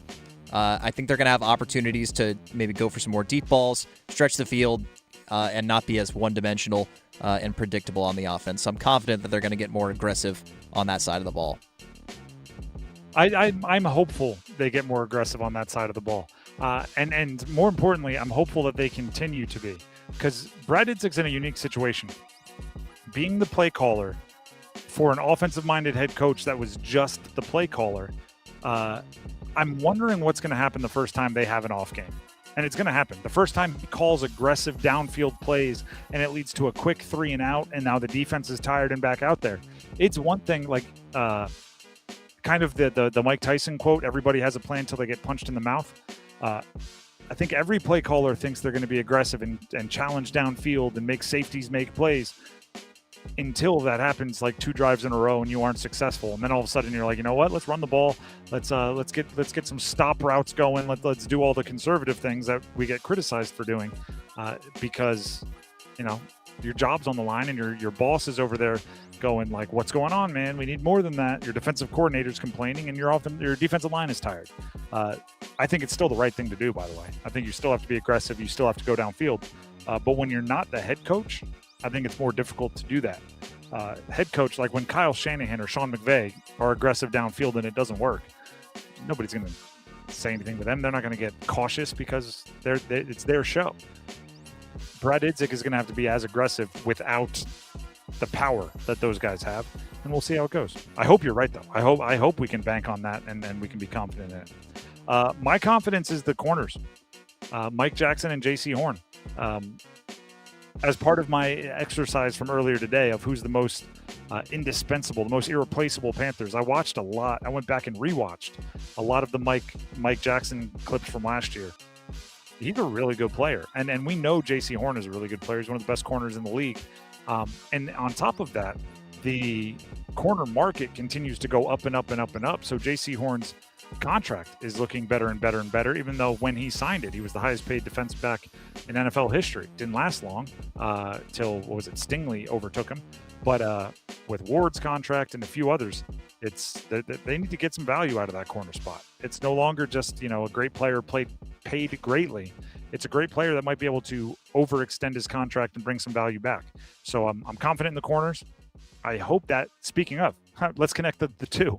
I hope that means that Evero, the defensive coordinator, Jero Evero, can be more aggressive on defense, because having 2 corners that you trust on an island should be the ultimate get out of jail free card for a defensive coordinator to call exotic blitzes or unique coverages or simulated blitzes, simulated pressures, because you can trust those guys to handle themselves one-on-one with talented pass catchers. So pretty much this entire segment became me just hoping that the offensive and defensive play callers are more aggressive than we've seen them in the past. And we'll see if they do. So there you go. That's Cons and Cons here on The Drive with Tim Donnelly on 99.9 The Fan. Did anybody else have that feeling like it just got really quiet? I turned around and there's the Holly Springs Salamanders are no longer warming up. So I didn't notice them walk off the field, but suddenly it was like a hush fell over the North Main Athletic Complex Stadium, which is where we're doing today's show from. All you hear is like the the elves, the worker bees that are getting the concession stands together and getting the hot dogs and the popcorn going and getting ready for a baseball game. But the players are no longer out there. I love just the to me, what is it? Max, help me out here. What are the weird videos where people do things that like sound cool, and you're supposed to like listen to it in the background? It's like ASMR. ASMR. That's exactly what it is. ASMR of just like batting practice going on would be fantastic. Just the occasional crack of the bat, little chatter, little hey bada. That's what I want. That fresh cut grass smell maybe. Now we're bringing in the whole, even though it's turf behind us, bringing in the whole like nostalgia baseball thing. Just a rumble of baseball on the horizon would be good sleep music. Good white noise. The Drive with Tim Donnelly, 99.9 The Fan. As I said, we are at a baseball stadium for today, but football season is getting underway. We have some audio for you in reaction to day one, practice one for the NC State Wolfpack. We asked the traditional, the traditional is not even the right word, the ritual question of NC State football getting started yesterday, which is, can Dave Doeren win 10 games this year? Right? We ask it every year, same time, same place. We asked that question yesterday because they were getting out on the practice field. Dave Doeren, after practice, spoke to the media. Here are his thoughts on the Wolfpack's first practice of camp. It's a really tight-knit team. You can see it. You can feel the chemistry amongst them. Very coachable. A lot of carryover, both sides, a lot different than last year, with two new coordinators per se. And especially defensively, you can see there's a huge advancement in their knowledge of our scheme. And so it was fun to watch. It's interesting, the closeness. They do have some transfers, don't get me wrong, but the coordinators being back is a huge deal and should not be understood. About NC State this year, everything is going to come back to CJ Bailey, their quarterback, their leader. CJ Bailey. I'm not going to pretend like anything else is what I'm trying to do here, right? I'm being open about it. But when we talked with Dave Doeren, I want to, because I played quarterback and I'm fascinated, I want to talk X's and O's about a quarterback. I want to talk arm strength. I want to talk skill set. I want to talk pro prospects. But one of the things that Dave Doeren routinely works into his answers when I ask him about CJ Bailey is the leadership part of it. The part where he walks into the room and everybody just kind of wants to be around him, the magnetism. So when I hear him say that it's a close-knit group, when I hear him say that coming into camp they're a group that is coachable and sticks together and they're tight, I can't help but think that is a byproduct of some of the player leaders that they have on that team, with CJ Bailey being one of them. Right? I'm a big Survivor fan. Not new Survivor, for those of you that watch the new version with all the twists and the idols. I am a traditionalist of the show Survivor. Like the first, I'd say 30 seasons were kind of my bag. It's crazy how leaders lead no matter what, right? Because when you show up in Survivor, and this is an analogy that I promise I'll land the plane, leaders get voted out. Right? Nobody wants to be the one with all the power, because then everybody else has to chop the head off the snake. You get voted out. You don't win the $1 million. And you will see like natural leaders in their little confessional away from everyone going, I'm not going to be the leader. I'm not going to step up into a leadership role. I'm not going to volunteer. I'm just going to, sit back and observe. And then they cut to them in a challenge or whatever, and everybody just follows them. Right? And they didn't ask for it. They didn't try to. Just leaders are leaders. If they have a few of those on the team, I think that goes a long way. And I think Dave Doeren has hinted at, he's never said it outright, but I believe he has hinted in years past about maybe not having a locker room full of those types of people. So watch out for him this year. More audio coming your way from after the first day of camp for NC State. Now that I've gotten my Survivor fill, Dave Doeren on being back on the field after such a long summer. It's a little bit like your birthday or Christmas, the first day of fall camp for a coach, because you don't get to see from the end of spring all the way to the end of summer. There's a lot of improvement with these guys. Bigger, faster, stronger, more intelligent in your systems, maturity level, chemistry amongst the guys. And so when you get out there in that first practice, you really get to visualize a lot of work and get to see the work that they've done. And these conversations that I have with every kid on the roster after spring ball about what they need to do better. I get to now go in there and evaluate, did he hear me? And did he get the work done? I imagine that is pretty awesome for a coach, especially if you have a great strength and conditioning staff, and especially if you have great leadership like I was just talking about. But it's kind of like we don't even experience this anymore, right? Because Amazon has all those quick shipping, right? When it used to be like if you ordered something, you'd have to order it from a magazine. Remember flipping through East Bay? Max, you're probably too young for that. But you'd get like your basketball shoes for the year, your cleats, right? Or something from an East Bay catalog, and you'd have to send away for it, and it would be weeks before you got them back, and you know it's on the way, you know it's coming, and you're excited about it, and you get a baseball bat in the mail, and it'd be awesome. That kind of happens only like on steroids for a coach, right? At the end of, metaphorically on steroids, got to be careful. After spring ball, you tell a player like, hey, I need you to get bigger. I need you to get stronger. I need you to do this. I need you to do that. I need you to work on this technique. And you don't get to know. It's like you've ordered something and you don't know if it's going to get there. You spend some money on the East Bay catalog. You don't know if it's going to get there. And then the first day of training camp is where you kind of get to unwrap it and see what's going on. And honestly, that might not even be happening much anymore in college, because after spring ball, you might order something with a player, and then they hit the transfer portal, although that window is closed now. Last bit of audio for you after day one of camp for NC State. C.J. Bailey, that quarterback I was talking about, was asked his reaction to NC State being picked to finish 7th in the ACC in the preseason media poll. This is what the quarterback said. Just add fuel to the fire for sure. Like, we just stay motivated. Like, every little thing motivates us. Like, we all know that outside of our building, like, a lot of people don't fully believe in us or what we're going to do, but you feel me, we always think about that. Like, it's just motivation to us, especially to me. Like, I want to win every game and prove everybody wrong. Listen, athletes are going to take it how they're going to take it. They're going to take everything as disrespect, and they should. Right? What is it? LeBradford Smith story from Michael Jordan, where Michael Jordan told everybody LeBradford Smith talked trash and he was going to go shut him up. LeBradford Smith was a rookie on the Wizards at the time. Jordan scored like 40-something points on him the next game, and then Michael Jordan eventually one day came clean and was like, LeBradford Smith never said anything.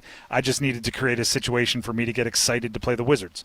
I don't know if it's huge disrespect to NC State to be picked 7th in a conference when over the last 2 years they're below 500 in that conference. They are 7-9 in conference play over the last 2 years. However, if they take it as disrespect and that gets them up to play and that gets them motivated and they go score 45 on LeBradford Smith, then fantastic, right? Like, whatever it takes to get you into the right headspace. They opened practice yesterday, so their camp got underway on field yesterday. For UNC, it got on the field today. Bill Belichick, after their practice, spoke to the media. This is day one, actually before their practice, day one. And he talked about this year's team for Carolina having a better foundation from their summer work than previous. You know, we're not starting from scratch. We have better evaluation of the players, and they're further ahead. I think I mentioned this before, but you know, we didn't have PRP practices last summer. We couldn't run player-run practices. We didn't have anybody that knew what to do. I know this year that was a completely different story, and the players did a great job. From what I understand, it wasn't out there, but they've talked about how good they were, how competitive they were, what they were running, how they, you know, sometimes they had questions of like, hey, this happened, what should we have done here? And hey, this happened, what should we have checked there? Type of thing. So, you know, I know that they're engaged. I know they understand what they're doing. I mean, we weren't even close to that last year. He's been leaning on that, by the way. From ACC kickoff to now, he is adamant that last year they were not prepared because they got to the table late, if you will. As I have said many, many times, Jake Dickert of Wake Forest took the job a week after Bill Belichick took the Carolina job.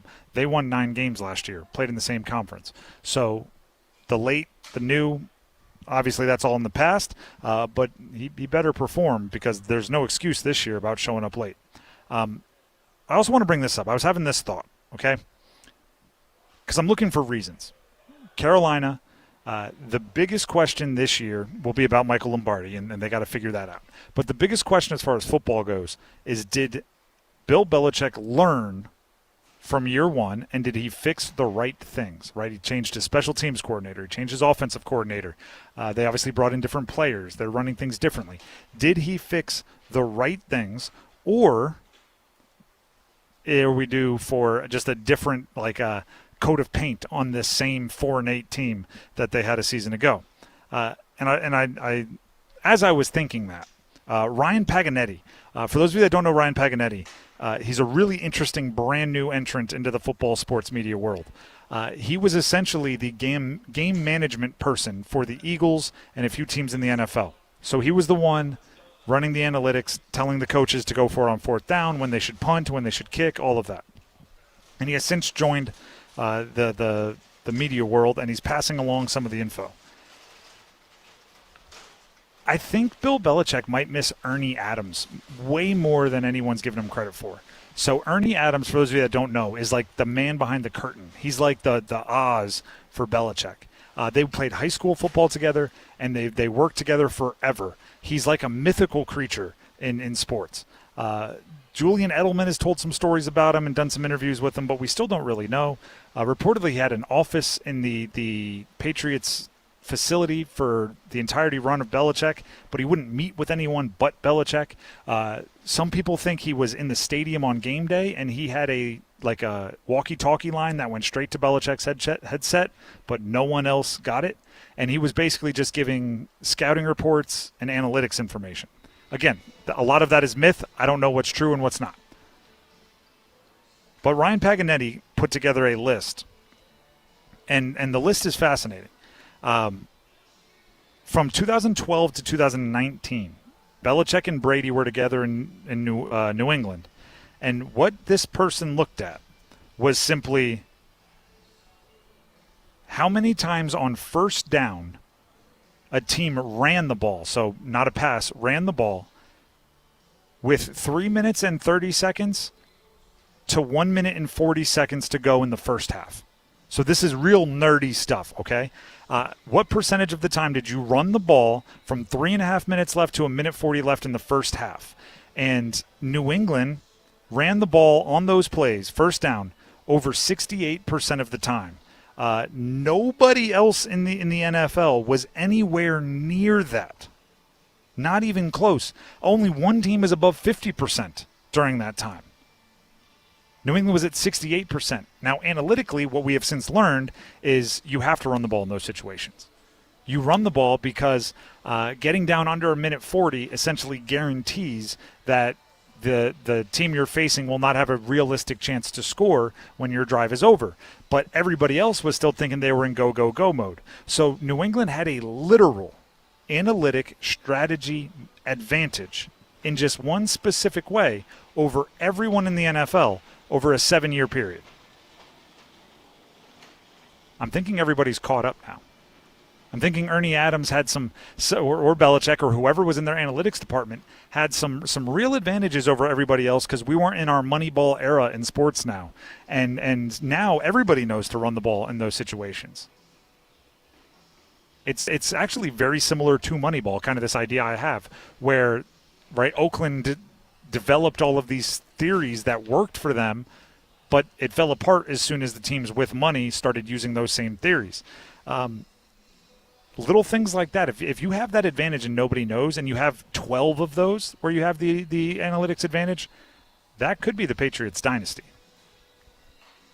Just think about it. Ernie Adams needs to come back around. Lombardi, he can come or go as far as I'm concerned. Ernie Adams, that's who Bill Belichick should be calling to bring him back around UNC. The Drive with Tim Donnelly, 99.9 The Fan. We're going to take a break. When we come back, we plan on hearing from Joel Bryant, high school OT. He's going to jump in the studio, back at the studio to talk to us, and we're going to learn about the jamboree they're throwing and much, much more. But first, Tim Donnelly here for Bailey's Fine Jewelry. Bailey's Fine Jewelry has some really cool stuff coming up. They have an event, 2 or 3 events next month, where they are going to have special selections brought into their showcase. So if you're into luxury timepieces, they're having a pre-owned and vintage watch event towards the end of the month. We're talking August 25th and 26th, where they will be bringing in a ton, hundreds of pre-owned and vintage watches that are specific for that exact event that you won't be able to see most of the time. So if you're looking for that pre-owned and vintage Rolex, that pre-owned and vintage Cartier that's been escaping you, you might just find it at Bailey's Fine Jewelry this upcoming month. They also have Bell & Ross added to their everyday selection, which are very, very cool watches. If you're into Pilot's watches, Bell & Ross is definitely something you want to check out. It's all happening at Bailey's Fine Jewelry, specifically the Fox & Bailey Watch Shop located inside Bailey's Fine Jewelry at their Village District location. When you stop by, make sure they know that I sent you. Say, hey, Tim from 99.9 that sent me. I will very much appreciate that. Up next, Joel Bryant joins us. Stick around. The Adam Gold Show. Don't buy this line that Carolina only won the cup because Florida was too broken to challenge for a third straight title. The Hurricanes were the best team in the league. They were way better than they were the previous year. And I know we can't prove it, but I think Carolina would have beaten Florida if the Panthers were standing in their way. Don't worry what Florida did. Make yourself better. The Adam Gold Show, weekdays starting at noon on 99.9 The Fan. Having insurance isn't the same as having State Farm. It's like needing a lawyer, but getting some guy who just watches courtroom dramas. How does the defendant plead? Guilty. Wait, what? Also, objection. You object to what? Erroneous. Counsel, approach the bench. Hey, can I get a whack at the gavel? You wouldn't settle for just any lawyer, so don't settle for just any insurance. Get the real deal with State Farm. Like a good neighbor, State Farm is there. I'm U.S. Transportation Secretary Sean Duffy. The sound of a seatbelt. It's one of the most important sounds in our car. It means everyone is ready and everyone is safe. The more our kids see us put on our seatbelts, the more natural it is for them to put theirs on too. Make it a priority. Buckle up every time. Hear the sound? Make it a habit. Paid for by NHTSA. North Carolina football is back. Join High School OT and 99.9 The Fan Saturday, August 14th for the 2026 High School OT Jamboree happening at Twentini Stadium at Wake Forest High School. Watch some of the best area programs hit the field, including Warren County, Wilson Prep, Franklinton, South Johnston, Wake Forest, Cardinal Gibbons, Garner, and Northern Nash. Gates open at 5 p.m. Action starts at 6. Be there as the road to Friday Night Lights begins. Get your tickets now at highschoolot.com.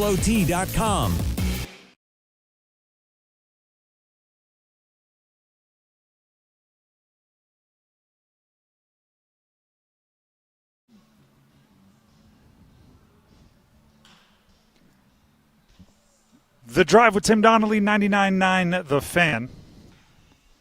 For those of you that were listening earlier, you heard us tell you that you can text keyword ball to 919-860-5326 to enter for your chance to win a pair of tickets to High School OT's Jamboree at Wake Med Soccer Park on August 8th.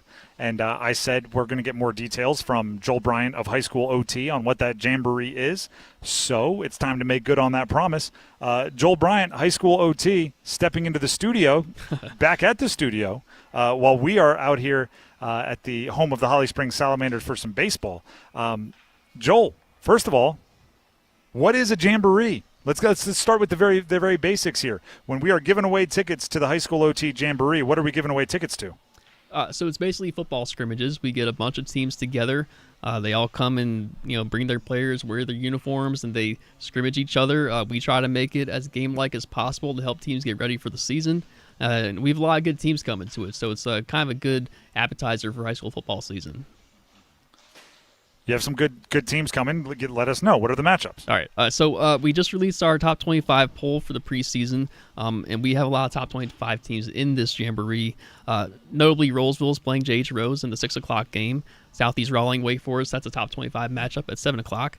Cardinal Gibbons and Millbrook at 8 o'clock. That's also a top 25 matchup. And Mill Creek, the defending 6A East champion, against Southern Durham at 9 o'clock.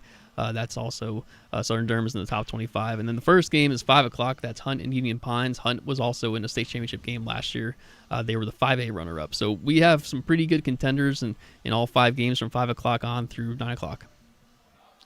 Now, we're here at a Summer League baseball thing here. And I was just talking with the Coastal Plain League commissioner about how much I enjoy saying, like, I saw athletes win, right? You get to be like the hipster that saw the band when they were opening for some other before they were super popular.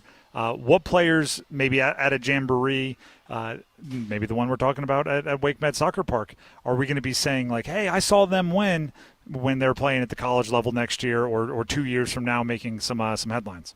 Yeah, lots of Power 4 prospects. Cardinal Gibbons, they have a top 100 player in Xavier Hassan. He's a cornerback, one of the best corners in the country. He's going to be there in that 8 o'clock game. Millbrook has 2 4-star defenders who were both top 200 prospects, Rashad Streets and Quentin Cipher. They're going to be there. Wake Forest has a Power 4 guy named Josiah Sturdivant. He's rising. He's an SEC.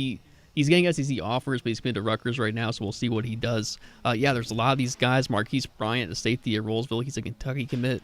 Rollsville has a running back, Amir Brown, going to Nebraska. So there's guys in every game that are going to be Power 4 players on Saturdays. You obviously, I tell everybody this, and I don't even know if I've said it to your face. You're like a fact book when it comes to high school sports in the state of North Carolina. And High School OT is a unbelievable resource for people that are fans of high school sports in the state of North Carolina. So everybody should go check it out, subscribe. Can you indulge us with some stories of some players you saw win, maybe that are in the Jamboree or other events that you've covered that are now superstars? Yeah, I think the main one for me is Dexter Lawrence. I'm from Wake Forest. I actually went to Heritage. I didn't go to Wake Forest, but we had to play Dexter Lawrence every year, and seeing him when he was in high school was just, I'll never forget the things he would do to our offensive line. It was so devastating. And sometimes they played him at linebacker. It was like the craziest thing. Like they had Dexter Lawrence, 330-pound Dexter Lawrence playing linebacker. It was terrifying. So guys like that, I'll never forget seeing him when he was in high school playing my high school team. And, about $100 million in earnings later, he's on the Bengals and one of the best defensive linemen in the league. At this point, he's underpaid, Tim. He's well after the Jalen Carter contract. I think Dexter Lawrence is underpaid.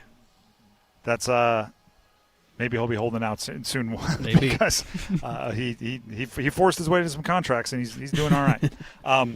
Joel Bryant, High School OT, joining us here on The Drive with Tim Donnelly on 99.9 The Fan. You mentioned your top 25s came out. Who are the big dogs in the state? What teams have the target on their back that everybody's chasing? Yeah, so Huff, the defending 8A state champion, they're number 1 in the state. They had a 4-star corner last year who's going to Texas now.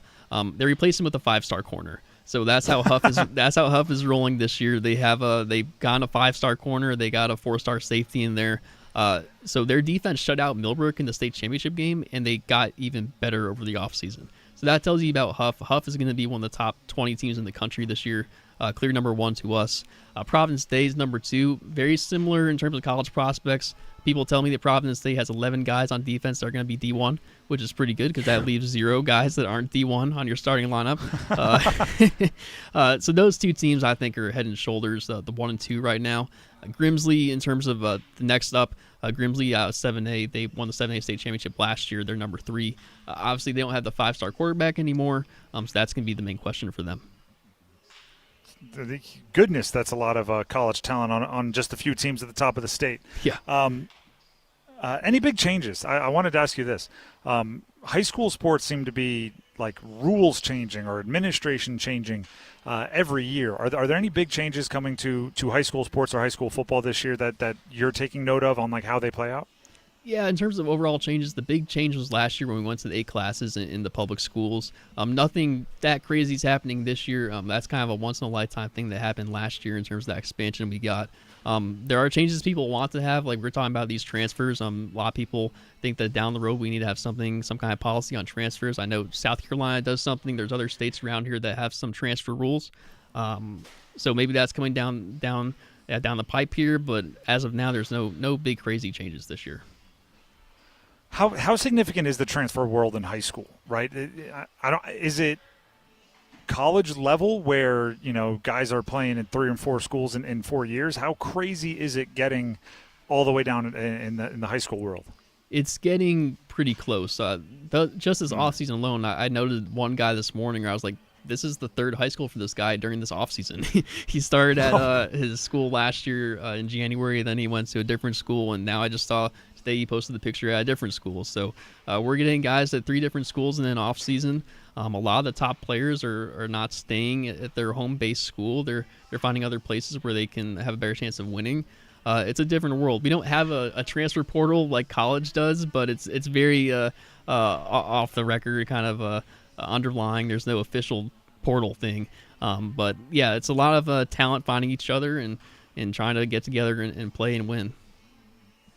I thought you were going to say third school in his high school career, and you said third school no, it this was during off-season. It was during the off season. Yeah, that caught me off guard. Anything going on? And I know that high school OT covers every sport, and you were putting some like preseason all-state soccer teams and things. Is there anything from a different sport that you want to highlight, or are you all football in, just like many of us are? Yeah, we're going to be big into football. That's going to be the main thing here, especially during the fall. But we will have the watch list and all the other sports, boys soccer, volleyball, of course. This year, the new thing is flag football is officially sanctioned. So we're going to have watch lists for flag football. That's going to be fun to do. Those girls are going to get started in early September, and they're going to have their championships done, I think, in November. So that's going to be the main thing we're looking forward to this year in terms of coverage, is adding flag football to our plate.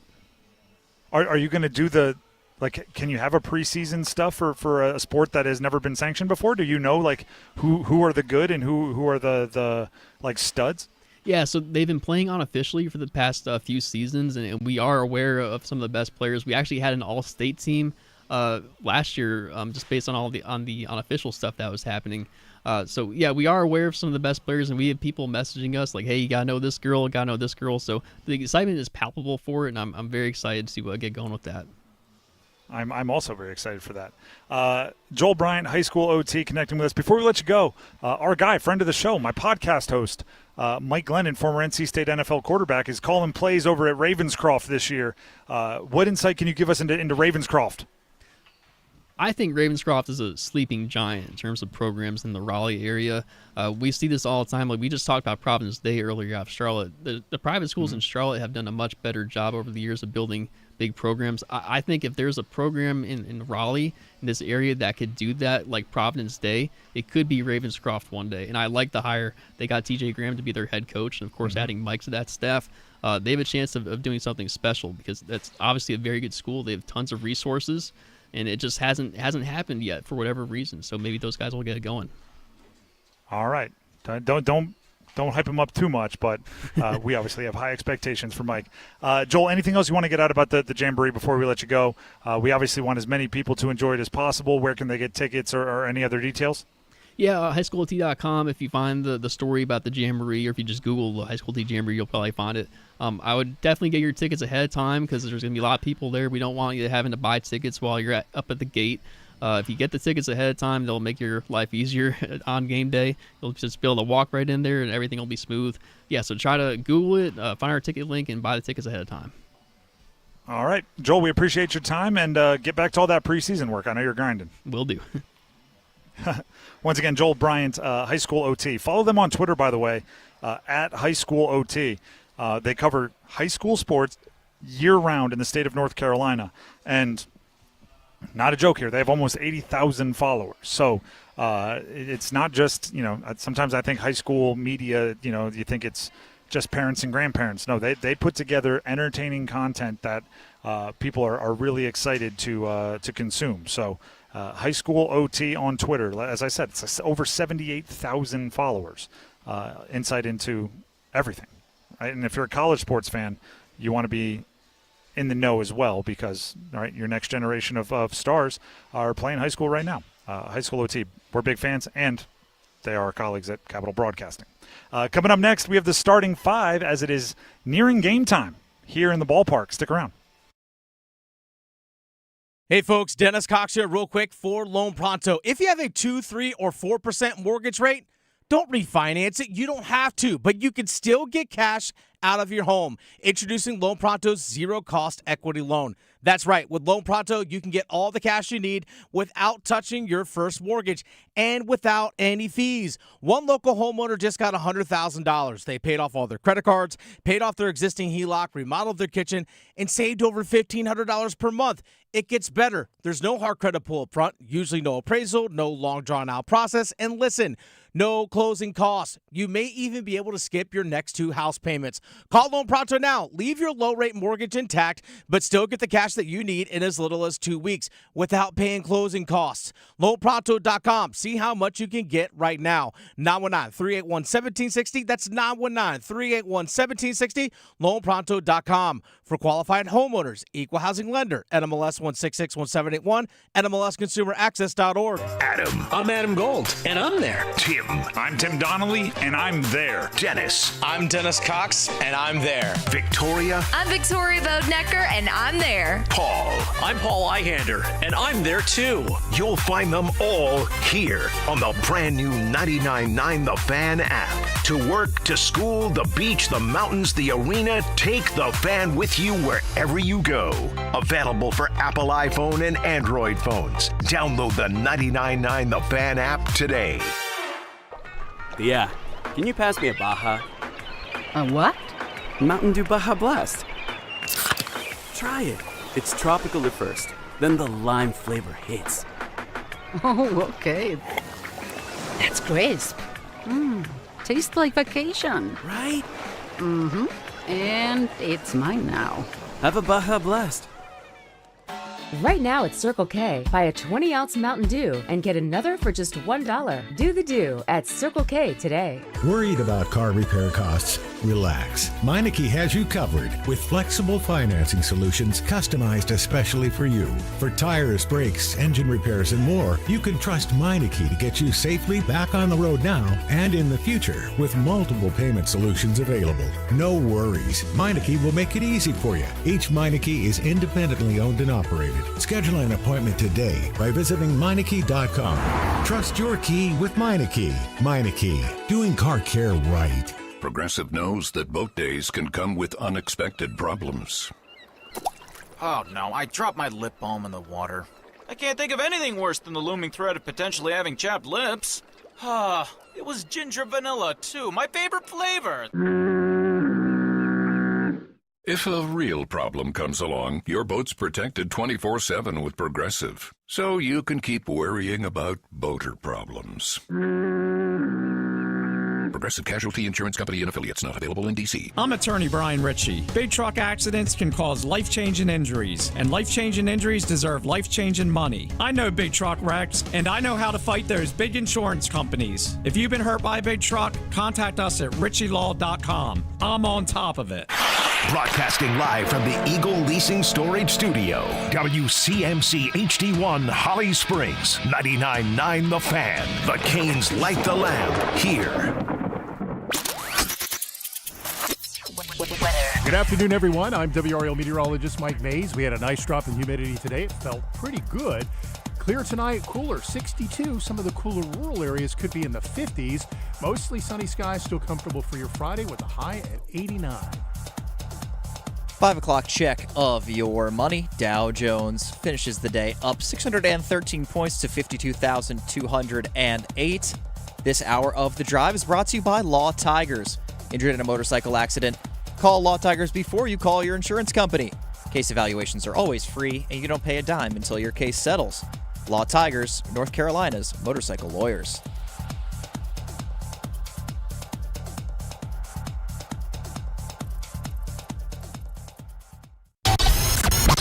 It's 5 o'clock.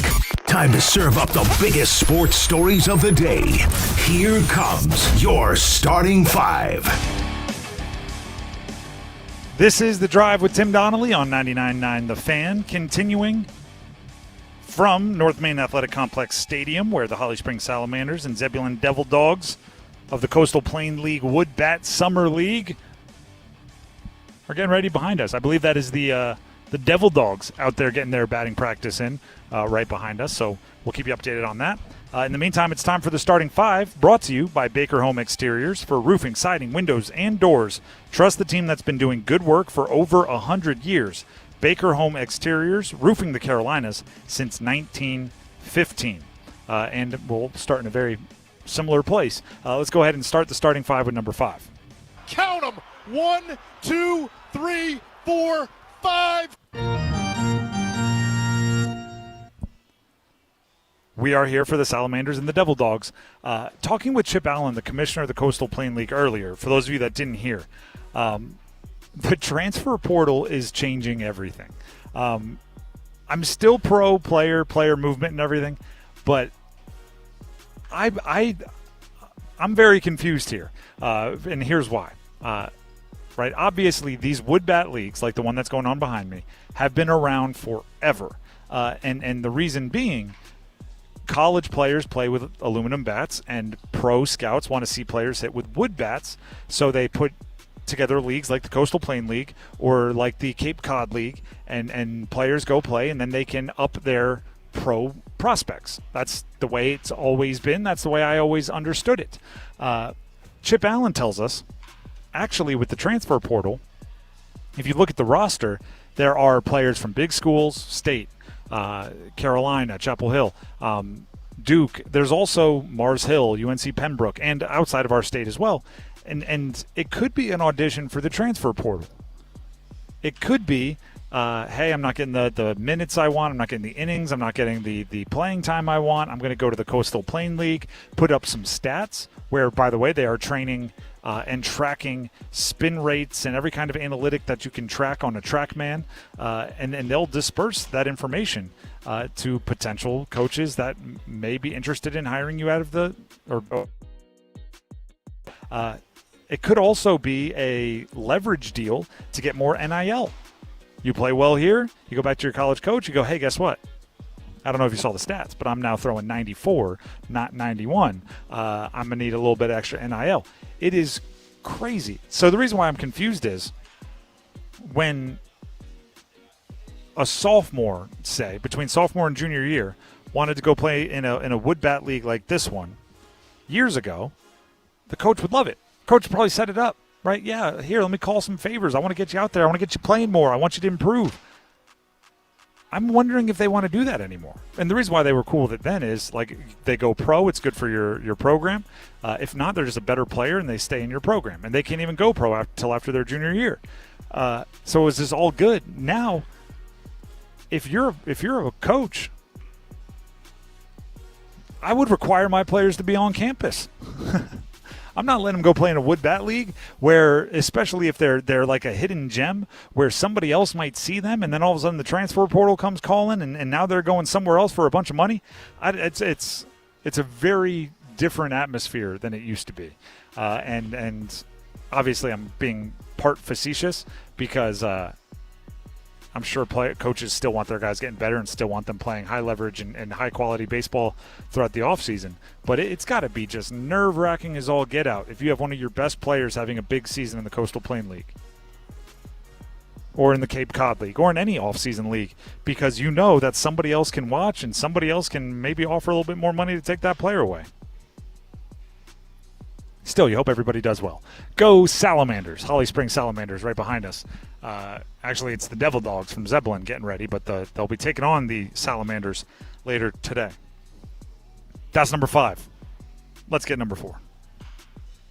1, 2, 3, 4, all together. Overall, fans on the opportunity. And Nikishin hands it to Aho. He'll jump in on the rush. Jarvis with it. Nikishin. He scores! Short-handed! Alexander Nikishin releases a laser. And his first ever short-handed goal has Carolina 3-0. Alexander Nikishin. What is going on with Alexander Nikishin? We don't have much, okay? We don't have much, but I can pass along a little. Alexander Nikishin gave an interview to RG.org, which is a Russian organization, Russian publication, I should say. And he gave hints, okay? So for those of you that haven't paid attention or aren't up on the Canes offseason, Alexander Nikishin, he was an very hyped-up prospect, came over, and in his first year with the Canes, played almost every game, did have a healthy scratch there in the middle, but played almost every game. His role was limited a little bit in the postseason, but they won the Stanley Cup, and he was a part of it, and it was all good. The only issue is he is a restricted free agent this offseason, and he's looking for a big contract. Reportedly, and this is reports and rumors and rumblings, in the $8 million per year range. And the Canes, rightfully so, probably want to see a little bit more before they commit that kind of money, especially on any kind of a long-term deal. There were trade talks. He was reportedly included in an offer for Connor Hellebuck whatever it was, months ago before the trade deadline this season. There were rumblings before the Olympic break that he was included in a deal for Quinn Hughes, and he's been included in deals. Alexander Nikishin to RG.org on contract talks. My agents handle that. I don't push the situation much. They take care of everything themselves. If something concrete comes up, they'll call me. Right now, there's nothing concrete about the contract. He was also asked about all of those trade rumors he had been in. RG.org said he reacted calmly. And then he said this: I really didn't react to that at all. Trade rumors are normal for us. I said this earlier, I'll say it again. If he is really, and he seems this way, but sometimes it's hard to know with the language barrier and everything, if he really is like the most veteran 24-year-old in the world, because he did play professional in Russia in the KHL for a good amount of years before coming to the NHL, I think that makes it a much easier adjustment to perhaps pivot and agree with him on a bridge deal. A bridge deal being a shorter term, lower average annual per year contract with the acknowledgement that he will be trying to cash in when it is up. I don't know what the numbers are there, but I thought that was an unlikely scenario simply because there has been so much drama and so much discussion around him, and sometimes young players take that kind of stuff personally, and then they hold a grudge against the team that they're having those discussions with. But if you are a super professional, right, and trades really don't rattle you because you've been around pro sports long enough, you've seen it happen, right? You have your best friend traded a few times and suddenly you're more numb to it. If that's happening, then maybe they could work out a bridge deal, which I think is actually best for everyone. He gets to continue playing for a really, really good team and showing his value and growing and getting better. And he gets to take another bite of the apple, as they say, have another contract before he's 30. Right? The issue with what's going on with Alexander Nikishin right now is you can't sign the 8 anymore. But even if we were to sign a 7-year deal, that's going to take him post 30, and I'm not sure that's best for his long-term earnings, and I'm not sure the Canes want that. So, based on what we just heard there in those comments to RG.org, if you can have like a real sobering conversation and say, you want $8 million, we don't want anything near that, let's get together and actually find a logical conversation, a logical conclusion, maybe it could happen. I don't think it's going to happen anytime soon, though, because there's no reason to. Most of the moving chairs in the NHL have come to a stop, so the urgency is a little bit less than it would have been a month ago. Those are the Nikishin conversations, and that's number 4. Let's get to number 3. Pistol with Hood behind him. He will hand to him. Hood right side. Slithers through and powers home. Touchdown, Carolina. What a start for Belichick in the heel. Oh, what a highlight pull by Max Gorin.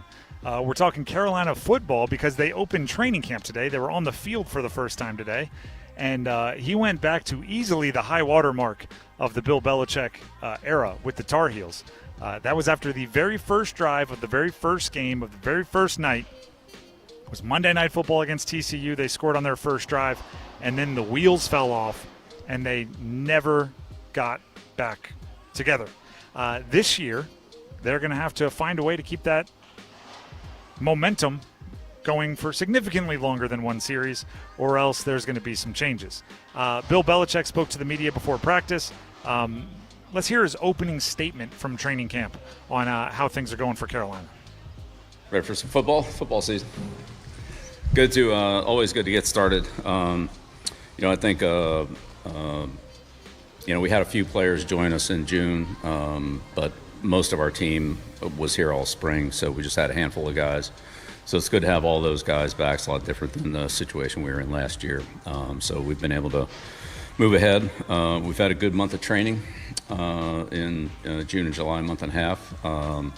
But training's training and football's football. So football conditioning is a little bit different from just training conditioning. So I'm excited to get started. We got some acclimation days ahead of us here in the beginning, and so we won't be getting into, let's say, our real football competitive situations here for a few days until we get past the acclimation period, like everybody else has to do. But we're underway, and this is where we build our fundamentals and we build our communication and, get a good foundation so that when we are ready to move forward into more contact practices and situational plays and things like that, that we have a good base to build on those. I know it sounds ridiculous, but I do agree with him on what he said about how, no matter how in shape you are, it's not football shape. It is a true mystery to me. Throughout my entire playing career, I tried to be, almost coach's pet level of I'm the most prepared. So I would try to be the most conditioned and all of that. But no matter what happens, at the end of the first practice, you're exhausted. At the end of the first practice with shoulder pads on, when you put your pads on, you're going to be absolutely exhausted and sore. It's tried and true. So he's right in that, no matter how in shape you are, you got to get into football shape and practice shape. But they can't start slow. If you're the Carolina Tar Heels, you cannot start slow this season. I said it after the season. I did not have 2020 foresight with it. This is all hindsight. But I've said that obviously last year it was a mistake playing TCU that first game the way they did. And that's the same team they have this year. Now it's in Dublin, so it's a little bit different. It's week 0, so it's not on a Monday, so it's a little bit different. But they go TCU, East Tennessee State, Clemson, Notre Dame. They cannot start slow. Okay, it cannot be, we didn't have player run practices. It cannot be, we had to get into football shape. If you get beat by TCU, assuming there is an East Tennessee State comfortable victory, Clemson, Notre Dame, 1-3, even if it's a realistic, an understandable, right? If TCU's really good, Clemson's really good, Notre Dame's really good, 1-3 for the Carolina Tar Heels this year will draw quite a bit of frenzied coverage. The sharks are in the water, if you will. They've been chumming the water for the Bill Belichick experiment to go up in flames. I can tell you right now, people will be dancing on the grave if it happens. 1-3 might be enough to get the pitchforks rolling. So they better find a way to win 1 or 2 of those really, really tough games early on. And it started with practice today. Day 1, week 1, all that sort of thing. That is number 3. Let's get to number 2. Just the two of us. Bailey, waist-high snap. Lofts it, left side of the end zone. Touchdown, NC State. C.J. Bailey waits, surveys the landscape, and fires a dart to Terrell Anderson. Let's do the same thing for NC State. They didn't open practice today because they opened practice yesterday. And let's hear some audio from their coach. How about Dave Doran on the thoughts on their first practice of camp? It's a really tight-knit team. You can see it. You can feel the chemistry amongst them. Very coachable. A lot of carryover, both sides. A lot different than last year, with 2 new coordinators per se. And especially defensively, you can see there's a huge advancement in their knowledge of our scheme. And so it was fun to watch. You know what? It is. I was thinking about this during the break, right? Dave Doran made a point to say how close the team is. It might be one of the only situations where they had a ton of wide receivers and running backs hit the transfer portal, right? Noah Rogers hit the transfer portal. Terrell Anderson hit the transfer portal. Hollywood Smothers hit the transfer portal, right? All of these guys crisscrossed across the country into the transfer portal. and somehow their offense could be actually tighter because of the players they replaced them with. Because Davion Goss and JoJo Trader came out of the portal to replace those guys. Goss coming from Carolina, JoJo Trader from Miami. And they're actually like childhood best friends with CJ Bailey. They played Pop Warner together, high school together. So yeah, they are probably a very close-knit group.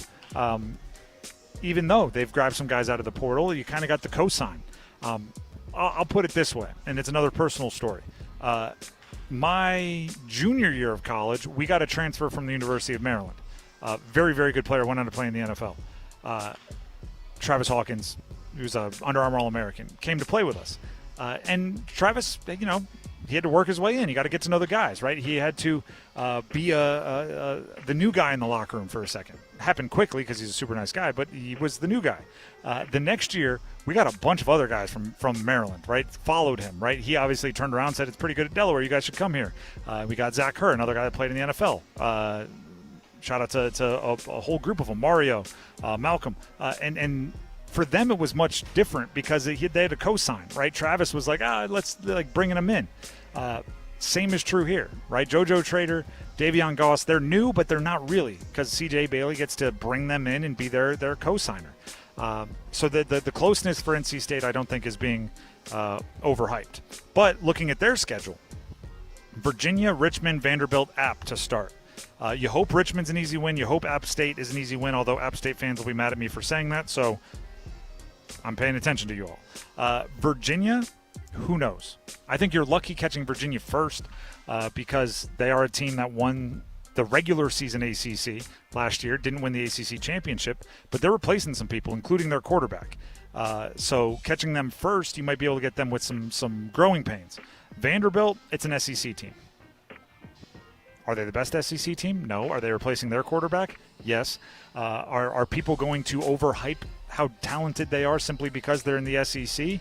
You're darn right they are. There's some clips, and I still want to talk about them, so I'm not gonna waste the whole conversation now. But there's some posts from ESPN and some rankers out there about how the SEC going to 9 conference games this year makes everyone in the SEC better because they're going to play more SEC. It's convoluted stuff. But again, I don't want to waste the whole conversation. But the way I would handle it if I were an ACC or Big 12 or Big 10 team is schedule one SEC team and make sure I win that. I'm talking about every trick in the book I would throw at them. Because if you win the one SEC game, just lean on that when you want to talk reputation. So if NC State beats Vanderbilt and beats them handily, that could do a lot for their reputation, even though I don't think it should. I will argue for it, but I don't think it should. If they leave that 3-1 out of the first 4, I think they'll be in good shape. 4-0, obviously. That's the best shape you can have. That is number 2. Let's get to number 1.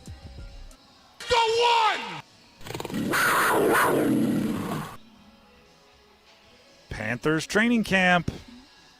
Does anyone else get like a cold shiver up their spine every time I say that? I feel like every time I've updated listeners on Panthers training camp, it includes a player getting carted off or more bad injury news.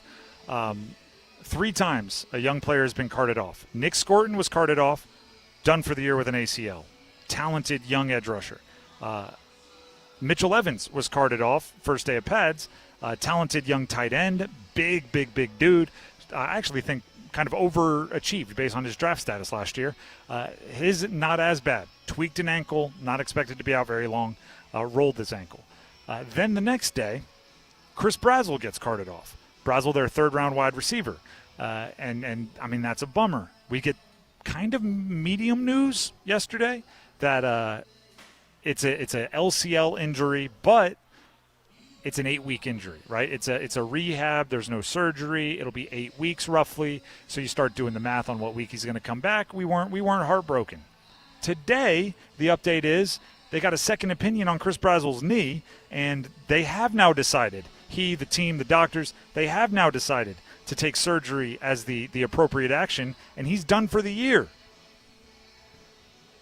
So to be clear, over the last 2 drafts, they have had 6 day 1 and day 2 picks, right? A first rounder, a second rounder, a third rounder in each draft.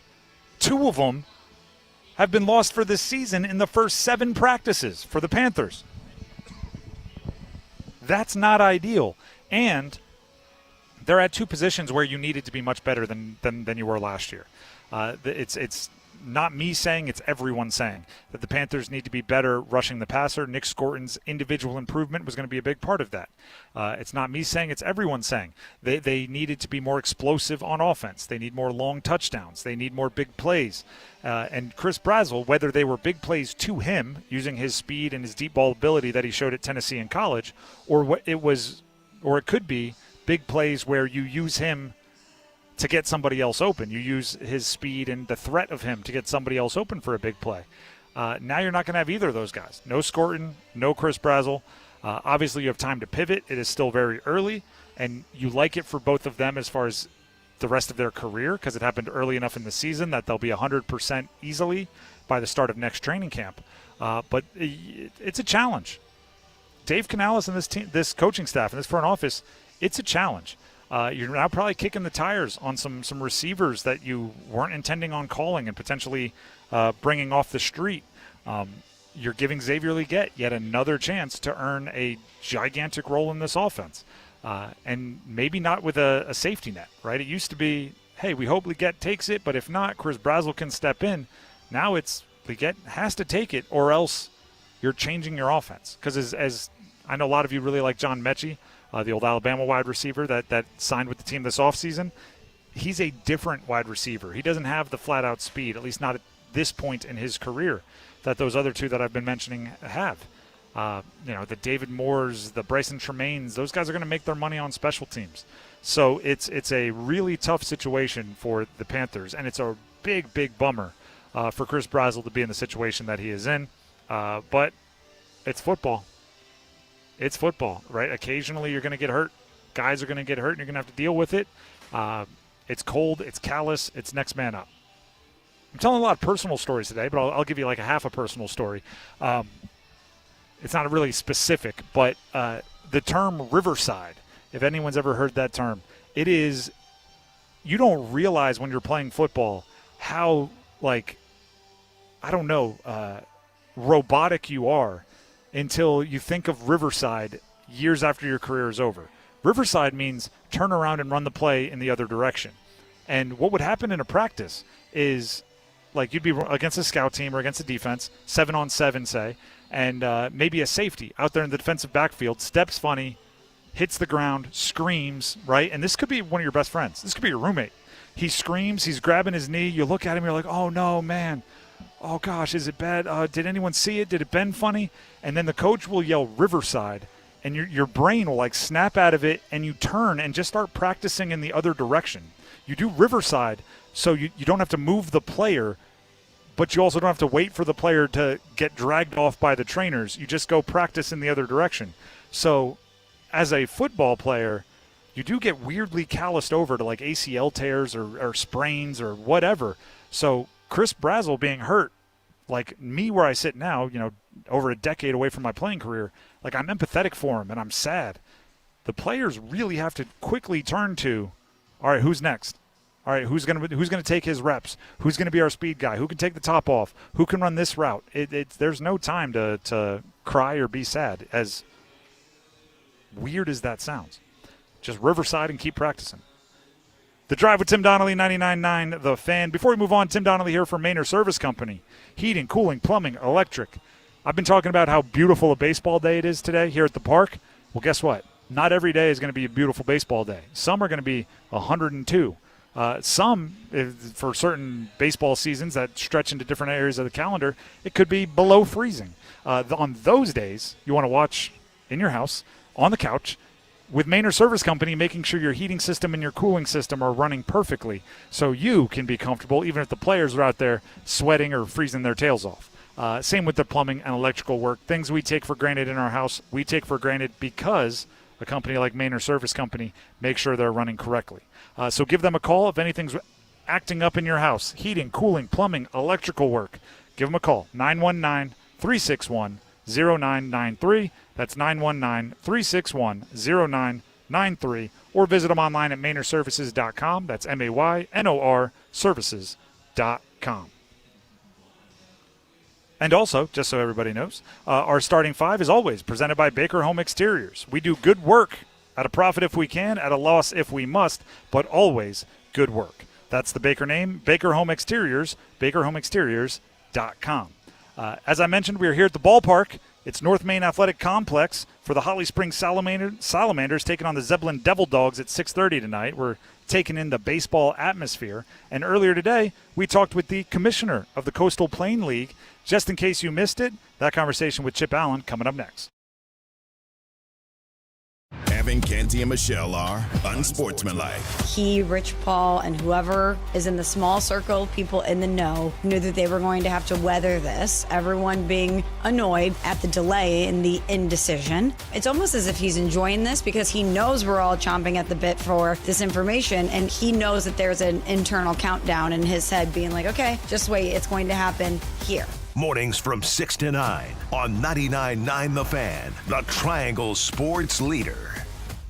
Plenty of companies will sell you a new roof. Fewer will tell you if you actually need one. Since 1915, people across the Carolinas have trusted the Baker name to do right by their homes. Baker Home Exteriors now does roofing, siding, windows, and doors, and always honest advice. The motto puts it plainly: we shall do good work, at a profit if we can, at a loss if we must, but always good work. Trust the team that's earned it for over 100 years. Baker Home Exteriors. Visit bakerhomeexteriors.com. I'm Galen, co-founder of Brooklyn Solarworks. With my Chase Inc. Business Premier Card, I get unlimited 2.5% cash back on purchases of $5,000 or more. So everything we buy to run our solar business gives us cash back that we put back into the neighborhood, donating solar panels to community gardens. Chase Inc. Cash back built for every business. Find the right card at chase.com/inc. Real business owner compensated for their participation. Cards issued by JP Morgan Chase Bank and a member FDIC, subject to credit approval. Terms apply. It's bow time. Ordering Bojangles Bow Bites is the easiest choice you'll make today. The bite-sized hand-breaded chicken is fried to crispy perfection, making it perfect for sharing, snacking, or when you're on the go. Just don't call it a nugget. The only hard part is choosing from our 6 dipping sauces. We've got a sauce for every kind of craving, from our creamy house-made ranch to our sweet and spicy peach honey pepper sauce. It all depends on what kind of mood you're in. Head to your nearest Bojangles today and discover the dippable, shareable, and craveable Bow Bites. It's bow time.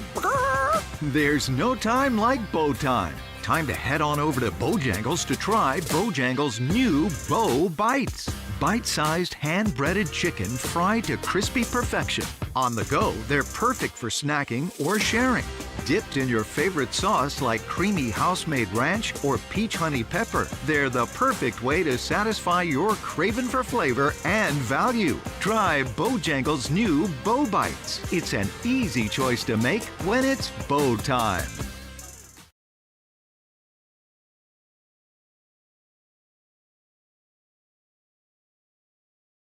As I've said a bunch of times today, we are being romantic about baseball today because, you come out, it's a beautiful day. We have the Holly Springs Salamanders getting warm behind us here at North Main Athletic Complex Stadium.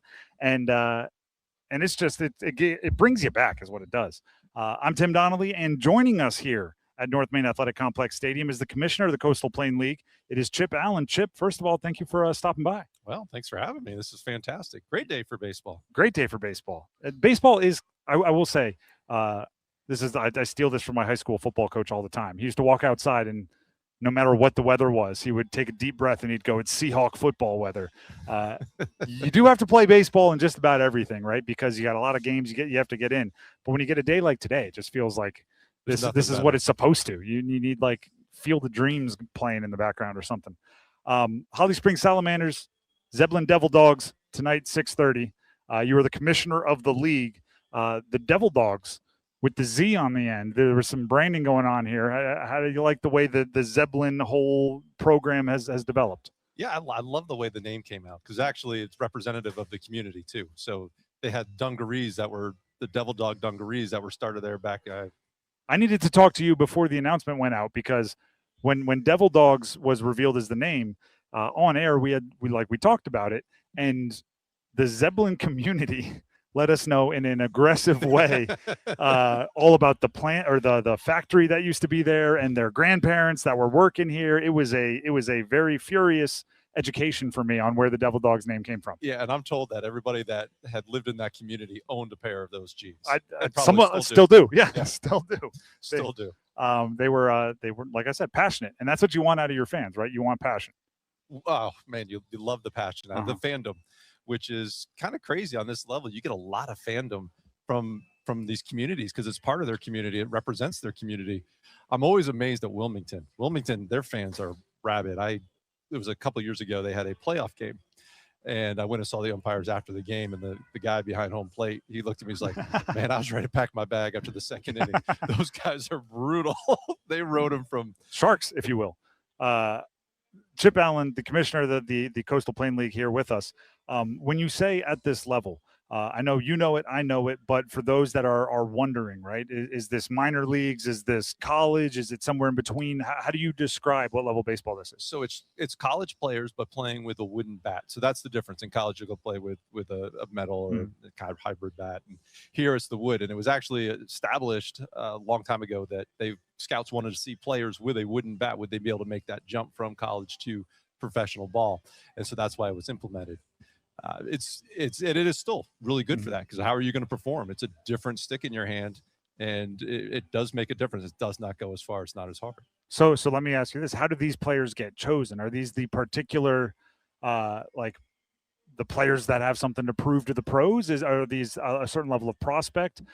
We were just looking at the roster earlier. There's Carolina players, there's Duke players, there's also Mars Hill players, there's UNC Pembroke players. They're kind of all up and down the divisions. So it's a lot different now than it used to be. So you almost have a minor league system within college baseball now. So you can go from a JUCO or junior college to a Power 4 school within your time in those 4 years. Transfer portal.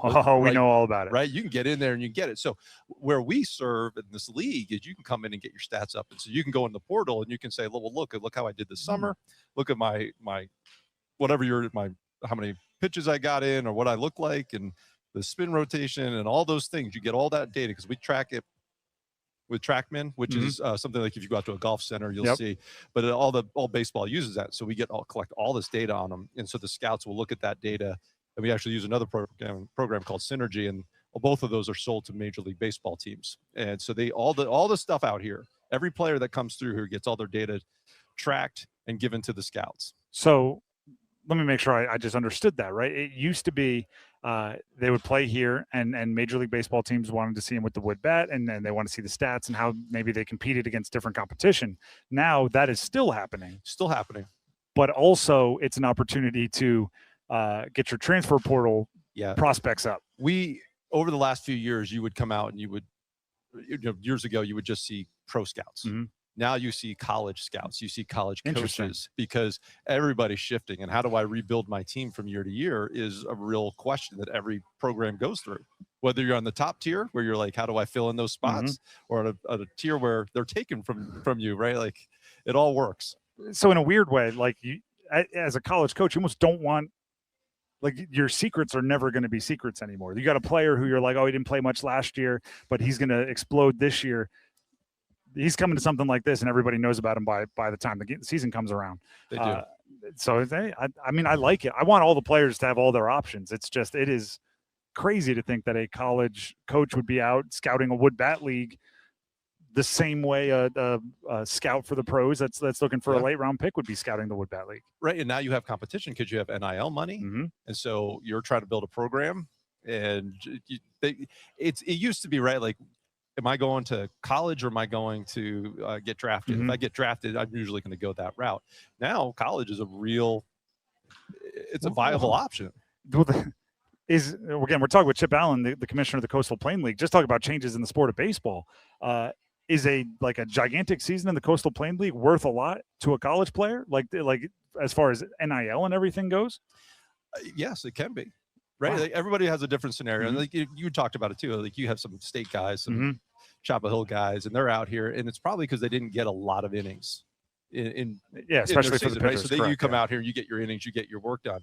But everybody else, your stock can rise because you have a great season in batting or pitching or whatever it is you're fine tuning your tools. Out here, it shows. You go, okay, you're ready. You got the work in, you got the numbers.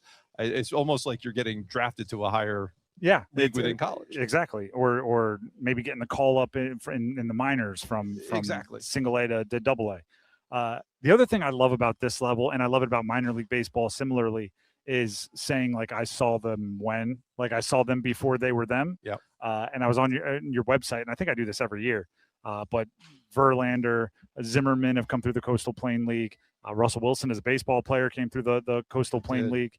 Do you have some stories of the one I always go to, and I've told it on air already today, is the minor league team that we would go watch when we were a kid. Nomar Garciaparra was there. And as a kid, I just loved it because his name was Nomar, and that's a funny name to like a 5-year-old.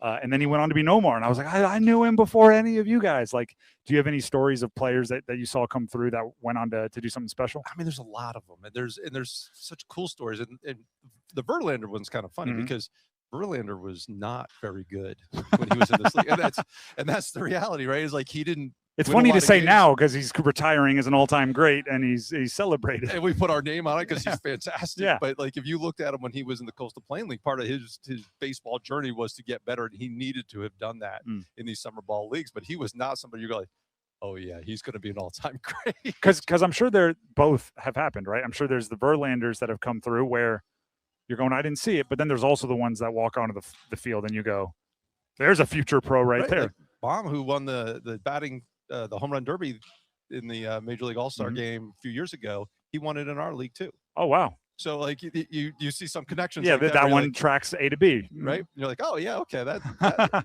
we saw that coming. Yeah. Right. But the Verlander one makes me laugh. But we have our All-Star event every year. And really there's usually about 3 guys on average in that group, in that All-Star group, that are going to go on to become major leaguers, not drafted, but major leaguers, play in the show. And so I always get to make that speech in front of them. I always get to talk to them about that. Like 3 of you are sitting here. So you see them start looking around and doing the like, math. They're like, all right, well, he's one of them. That leaves 2 for the rest of us because that dude's real. No, I mean, that is part of the greatness of this level is you kind of get to be a scout, right? You watch a game and guy goes 3 for 4 and I'm like, I'm going to write down his name. I'm going to remember it. And then if he turns into something, I feel like a genius. If not, I don't tell anybody that I wrote his name down. Right. Right. Because in my mythical scouting, I'm 100%. My draft picks always pay out. Yeah. The other thing is you get to be a little bit more creative. Bark in the Park night tonight. Yeah. What events when those kind of things happen are some of your favorites sitting from where you're sitting? I like when they really involve the community. So that's a community of dog lovers that come out. And that really is kind of a cool thing to watch them all come out. Star Wars funny is one that always hits. And if you have the right group, and it's different from area to area or team to team, but you'll get people that come get dressed up like the Salamanders. They do really well for pirates and princesses, like phenomenally well. People come dressed up as pirates, and not just kids, right? Adults and the people are flocking around here. You're like, oh wow, are we at port? It's all those different things are really cool. But that's one of the other parts about this league. These teams are so community based because it's not like a Durham Bulls is bigger than Durham, right? You're the triangle area and you're bringing people in. This really is a Holly Springs, Apex, and Fuquay kind of segmented group, just like Zebulon is really out that way, Wendell and Zebulon, and all the teams are like that. So you're drawing from a smaller, but so the team seem to be very passionate about their team, but also get really involved in those other events, what's happening at the ballpark tonight. Coastal Plain League, I feel like the geographic imprint is expanding a ton, right? There's it's kind of started in this area. Now you're in a whole bunch of states, and there's what was it? Greenville is the next or the most recent. Like how is the league as a whole maybe keeping those allegiances, like you said, community based, but the fingerprints getting a little. So it changes, right? And it flexes. So as we had Savannah, the Bananas were started in our league, and they have gone on to do Banana Ball, which so they're no longer. They've gone Bananas, right. But when they left, that also left kind of a hole in our travel schedule because the Macon Bacon, that was their closest. Right. I love them. I love them all. I love the zookeepers. I love them all. Right. And so we now need to work harder to find another team down in that area. We are working with a group down in South Carolina that is looking at they've bought the land. They're very close to getting everything permitted and starting to build their own stadium, which would be the first in our league. Everybody else is owned by the city or the town. But we put a team there. We actually just got announced that in Mooresville, North Carolina. They're at the intent to award us with not not CBC or not the Coastal Plain League with the team, but it would be a CPL team with another group that would run it, and they run the Grasshoppers and the Cannonballers. But the intent to award us with that one out there, and it's going to be a brand new stadium. It's going to be gorgeous, and I have really great travel partners on that side of the league and the west side. So Forest City and Boone, Bigfoots, all that have better travel partners. Again, I love the names and the merch, by the way. If you're into cool hats and everything, I've got buddies that collect some of them. There are some cool logos in the Coastal Plain League. Before we let you go, and I appreciate you being a hospitable host to us and here. We love having you guys here. The Salamanders. Give us the breakdown. We were talking off air before we got on. The Salamanders in the playoff chase. So there's some meaningful baseball that's going to be played by the gentleman behind us getting BP. What's the chase looking like? All right. So for end today, so Saturday is our last day of regular season. But if we're end today, the Salamanders would 100% be in. There we go. They'd be the third team in, so they would actually travel to the Wilmington Sharks to play a one-game play. Tough place to play. We were just talking about. We were just playing. Tough. And then Morehead City, the Marlins, aka the Booty Divers, aka the Fish Tacos, aka a lot of talking about marketing and cool hats. They move merch across the country like for those 1 week rebrands pretty aggressively. Very aggressively. A lot of fun. But so they would be the number one seed, and so they get a box game, and then somebody would go play them. So who wins it. By the way, exceptionally affordable entertainment. I have a 5-year-old and a 1-year-old. Sometimes the bigger versions of sports, it's like, am I really paying all this to have a 1-year-old not pay attention to the game at all? Bringing them here, good shade, good. It's really fun when we come out. These ballparks are of a size where it just feels very personal. Yes. And you can get involved, and it's fun, and you feel safe, and it's community based, and that's what makes this kind of site run really well. So speaking of being a parent with children that are into sports, I do have to ask, and this will be the last one. From your vantage point, what is that Bananas rise like? It's knowing them, kind of like we were talking about, right? Like I saw Nomar before he was Nomar. You saw the Bananas before they were the Bananas. Yeah, we also have Cosmic Baseball. So have you seen, right? And Cosmic, I haven't seen it personally. I've heard in the marketing and everything. You need to do it. So they've been to Durham the last 2 years, and Chris, who owns that team, is one of the most phenomenal guys you'll ever meet. Just really good dude. You just root for him to win. And he just got licensed to do hockey too. Okay. So he's going to do basically glow in the dark hockey. For anybody who's listening and doesn't know what it is, it's got a lot of hockey fans in the area, just like baseball fans. Glow in the dark baseball, glow in the dark hockey, and it's just a lot of fun to be a part of. And those kind of things, we encourage that in our league. We want to be the most innovative league, and what can come out of it? What can we do to make it fun for the fans while you're still making players better? So we actually last year, here's a little fact for you. We had players drafted into Major League Baseball. We had players drafted into the Bananas, and we had one player drafted into the Women's Professional Baseball League. So we had all sorts of people. We pretty much hit them all. And as soon as Cosmic has a draft, I'm sure we'll get some drafted in there. Of course. Well, Chip, we appreciate you, as I said, for hosting us, the commissioner of the Coastal Plain League, and good luck as the playoffs get started. Really appreciate it. Glad to be out here. Thanks for having us. Once again, that is Chip Allen, the commissioner of the Coastal Plain League, earlier today here at the ballpark, North Main Athletic Complex Stadium, where we've been for our entire show today, and we will continue to be after this right here on 99.9 The Fan. Don't go anywhere. Move your sports day forward. Soccer put its best foot forward this summer and tried everything it could to not put its foot in its mouth. Stellar play from the world's top stars in Messi and Mbappe, and a cult social media hero in the chiseled Viking Erling Haaland. It's a shame this will all be forgotten for another 4 years. Maybe we could get Shakira and the Muppets to do a yearly halftime show. Get set up. Join Next Up with Paul Ihander. Mornings at 9 on 99.9 The Fan, the Triangle Sports Leader.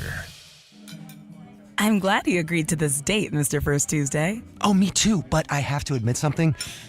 I've never been on a first date.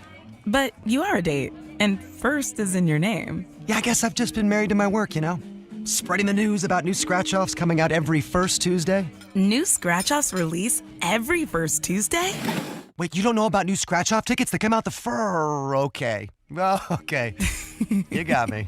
Must be 18 to play. Problem Gambling Helpline, 877-718-5543. Wait, everything on this IHOP value menu is just $6? I told you it was amazing. A huge plate of pancakes, bacon, and eggs is just $6. Wow. There's also French toast, a ham and cheese omelet, and oh, they got a BLT and fries now. Okay, we're coming here every day. You don't have to tell me twice. Feast for just $6 with the IHOP value menu. $7 in some locations, available every day for a limited time at participating restaurants in the U.S. Hours may vary. No substitutions. Not valid with other discounts or promotions. Prices may vary. Yeah. Can you pass me a Baja? A what? Mountain Dew Baja Blast. Try it. It's tropical at first, then the lime flavor hits. Oh, okay. That's crisp. Tastes like vacation. Right? Mm-hmm. And it's mine now. Have a Baja Blast. Right now at Circle K, buy a 20-ounce Mountain Dew and get another for just $1. Do the Dew at Circle K today.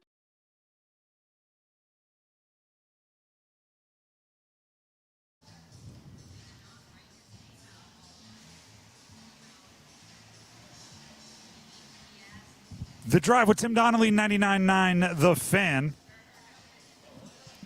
Live from North Main Athletic Complex Stadium, a.k.a. the home of the Holly Springs Salamanders. About 45-ish minutes away from the Salamanders hosting the Zeppelin Devil Dogs right over my shoulder. If you're watching on YouTube, right there. Action in the Coastal Plain League, which we just discussed with the Coastal Plain League Commissioner Chip Allen, is a pretty cool level of baseball where everybody is trying to level up. Speaking of that, we were going to do a feedback frenzy here, but there's actually some, I would call it moderately, not even moderately, it's mild. What are like the salsas? The weakest one. Mild breaking news in the NFL. Chris Olave, wide receiver for the Saints, so it's in division for the Carolina Panthers. Chris Olave, according to Adam Schefter, is signing a 4-year extension worth up to $132 million, including $90 million guaranteed. Now, that's $90 million guaranteed. Now, we don't know the exact details, right? We don't know how likely he is to get to $132 million. We don't know what the parameters are, when the guarantees kick in and everything. But what you have to do is, what you have to get through is, this is the world we live in when it comes to contracts in the NFL. Chris Olave is a great player. He's not the best wide receiver in the NFL. He's not, for the most part, a top 10 wide receiver in the NFL. But he's good enough to be a number one in a solid offense. And last year he had 100 catches and he had 1,100 yards and he caught some touchdowns and he vibed well with their quarterback, Tyler Shuck. So he's going to get $30-something million a year.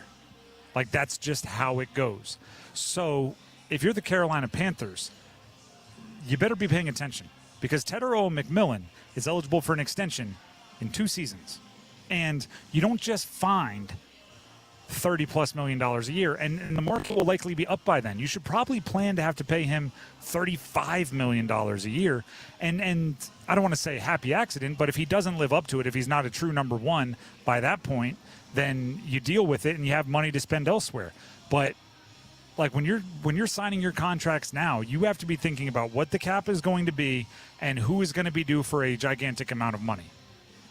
And then pivot if you don't need that money. But if you do, you don't want to get yourself in a situation like the Saints were in not that long ago, or like I believe the Eagles are going to be in the not too distant future, which is you don't plan as adequately as you should, and you keep kicking all the money into the future, keep adding on void years to your deals, so the cap hit will be in the future, until eventually one day you're going to have to really eat it for like 4 years of pretty bad play.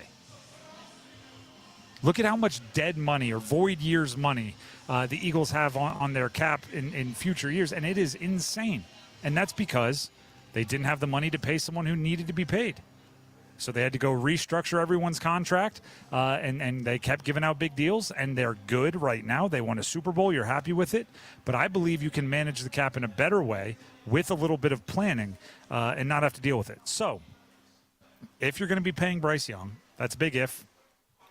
I wouldn't be planning on it, but you don't want to be in that situation where you have to and you don't have the money. And if you're going to be paying Tetero McMillan, you better start planning for it now. You better not have those contracts that make it impossible a few years from now because it's predictable enough. All he has to do is be as good as Chris Olave to be warranting pretty darn near top of the market money. And for the record, how good has Chris Olave been? Not a ton better than Tetero McMillan was as a rookie, right? 1,100 yards is kind of his high water mark, and he did have 9 touchdowns last year, which is a little bit more, 100 catches, which is a little bit more. But, I mean, Tetero McMillan should be as productive as Chris Olave, at least, and there's a chance he's way more productive than Chris Olave, in which case the money's going to continue going up and up and up and up. If you've got to pay a quarterback, that's even more so. The Drive with Tim Donnelly, 99.9 The Fan.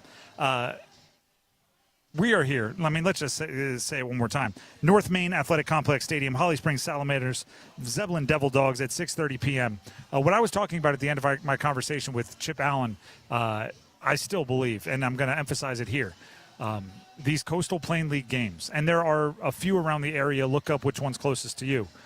They are smaller ballparks. They do feel more community-oriented. But if you have a kid, elementary school aged or younger, you want to take them to a baseball game, I don't know if you can get better than this. When you know, I'm looking at the prices of snacks right in front of me, and I'm not going to read them because that's not great radio, but I can tell you, I think we're conditioned to sports being like a $300 day if you want to take the family and the kids and everything. It doesn't have to be that. You can get food, you can get drinks. There's a beer cart to my left. You can get the popcorn. You can do the Cracker Jacks. You can bring the kids. A father and a son just walked by in front of me here, right on the other side of the camera. They both had their gloves. They're going to catch a foul ball or a home run ball. That's what their determination told me.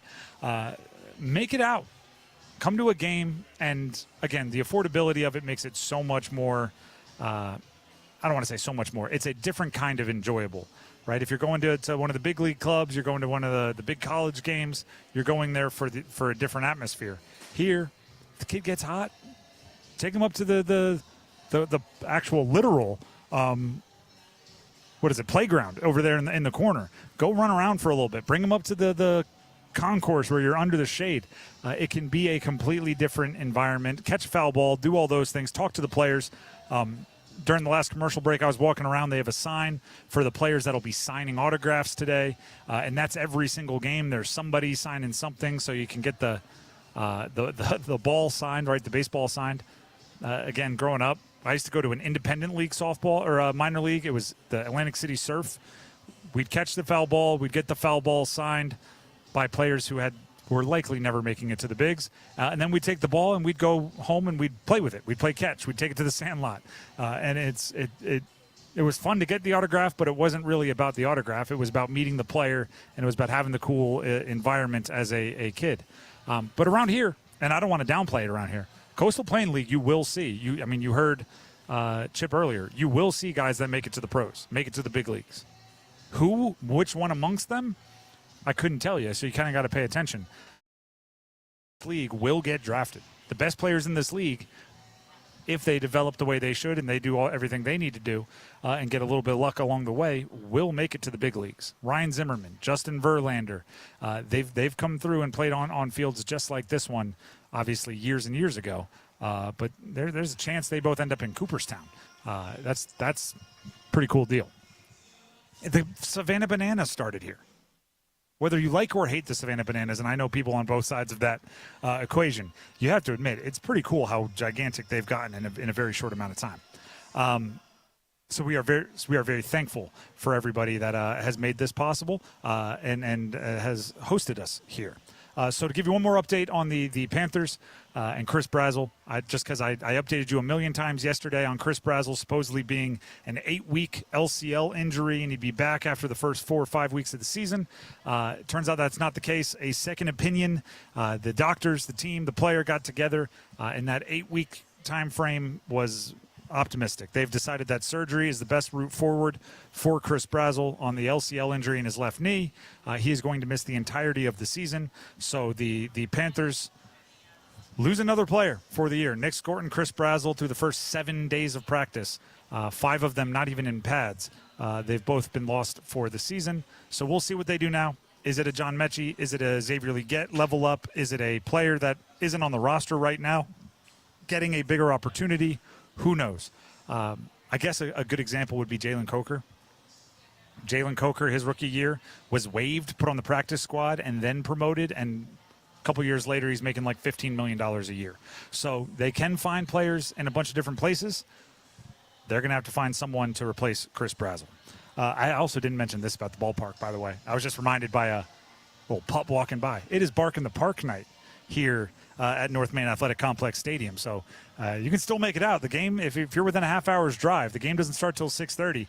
Bring the pup, bring the dog, come out here and enjoy a baseball game. You can bring them in the stadium and have some fun that way. You don't see that at the big league clubs, at least not that often. Look at that. Dave Modlin, our engineer, points out that there are dog water bowls kind of right next to us that I did not notice. With that being said, The Drive with Tim Donnelly, 99.9 The Fan. We'll be back in studio tomorrow. Thank you to the Salamanders of Holly Springs for hosting us. We'll see you tomorrow. Have a great night, everybody. Excuse me, you think you could spare a square? Sorry, what? A square on your smartphone. Oh, yeah, for the 99.9 The Fan app. Exactly. Listen to your favorite hosts, teams, and live sports action. The Carolina Hurricanes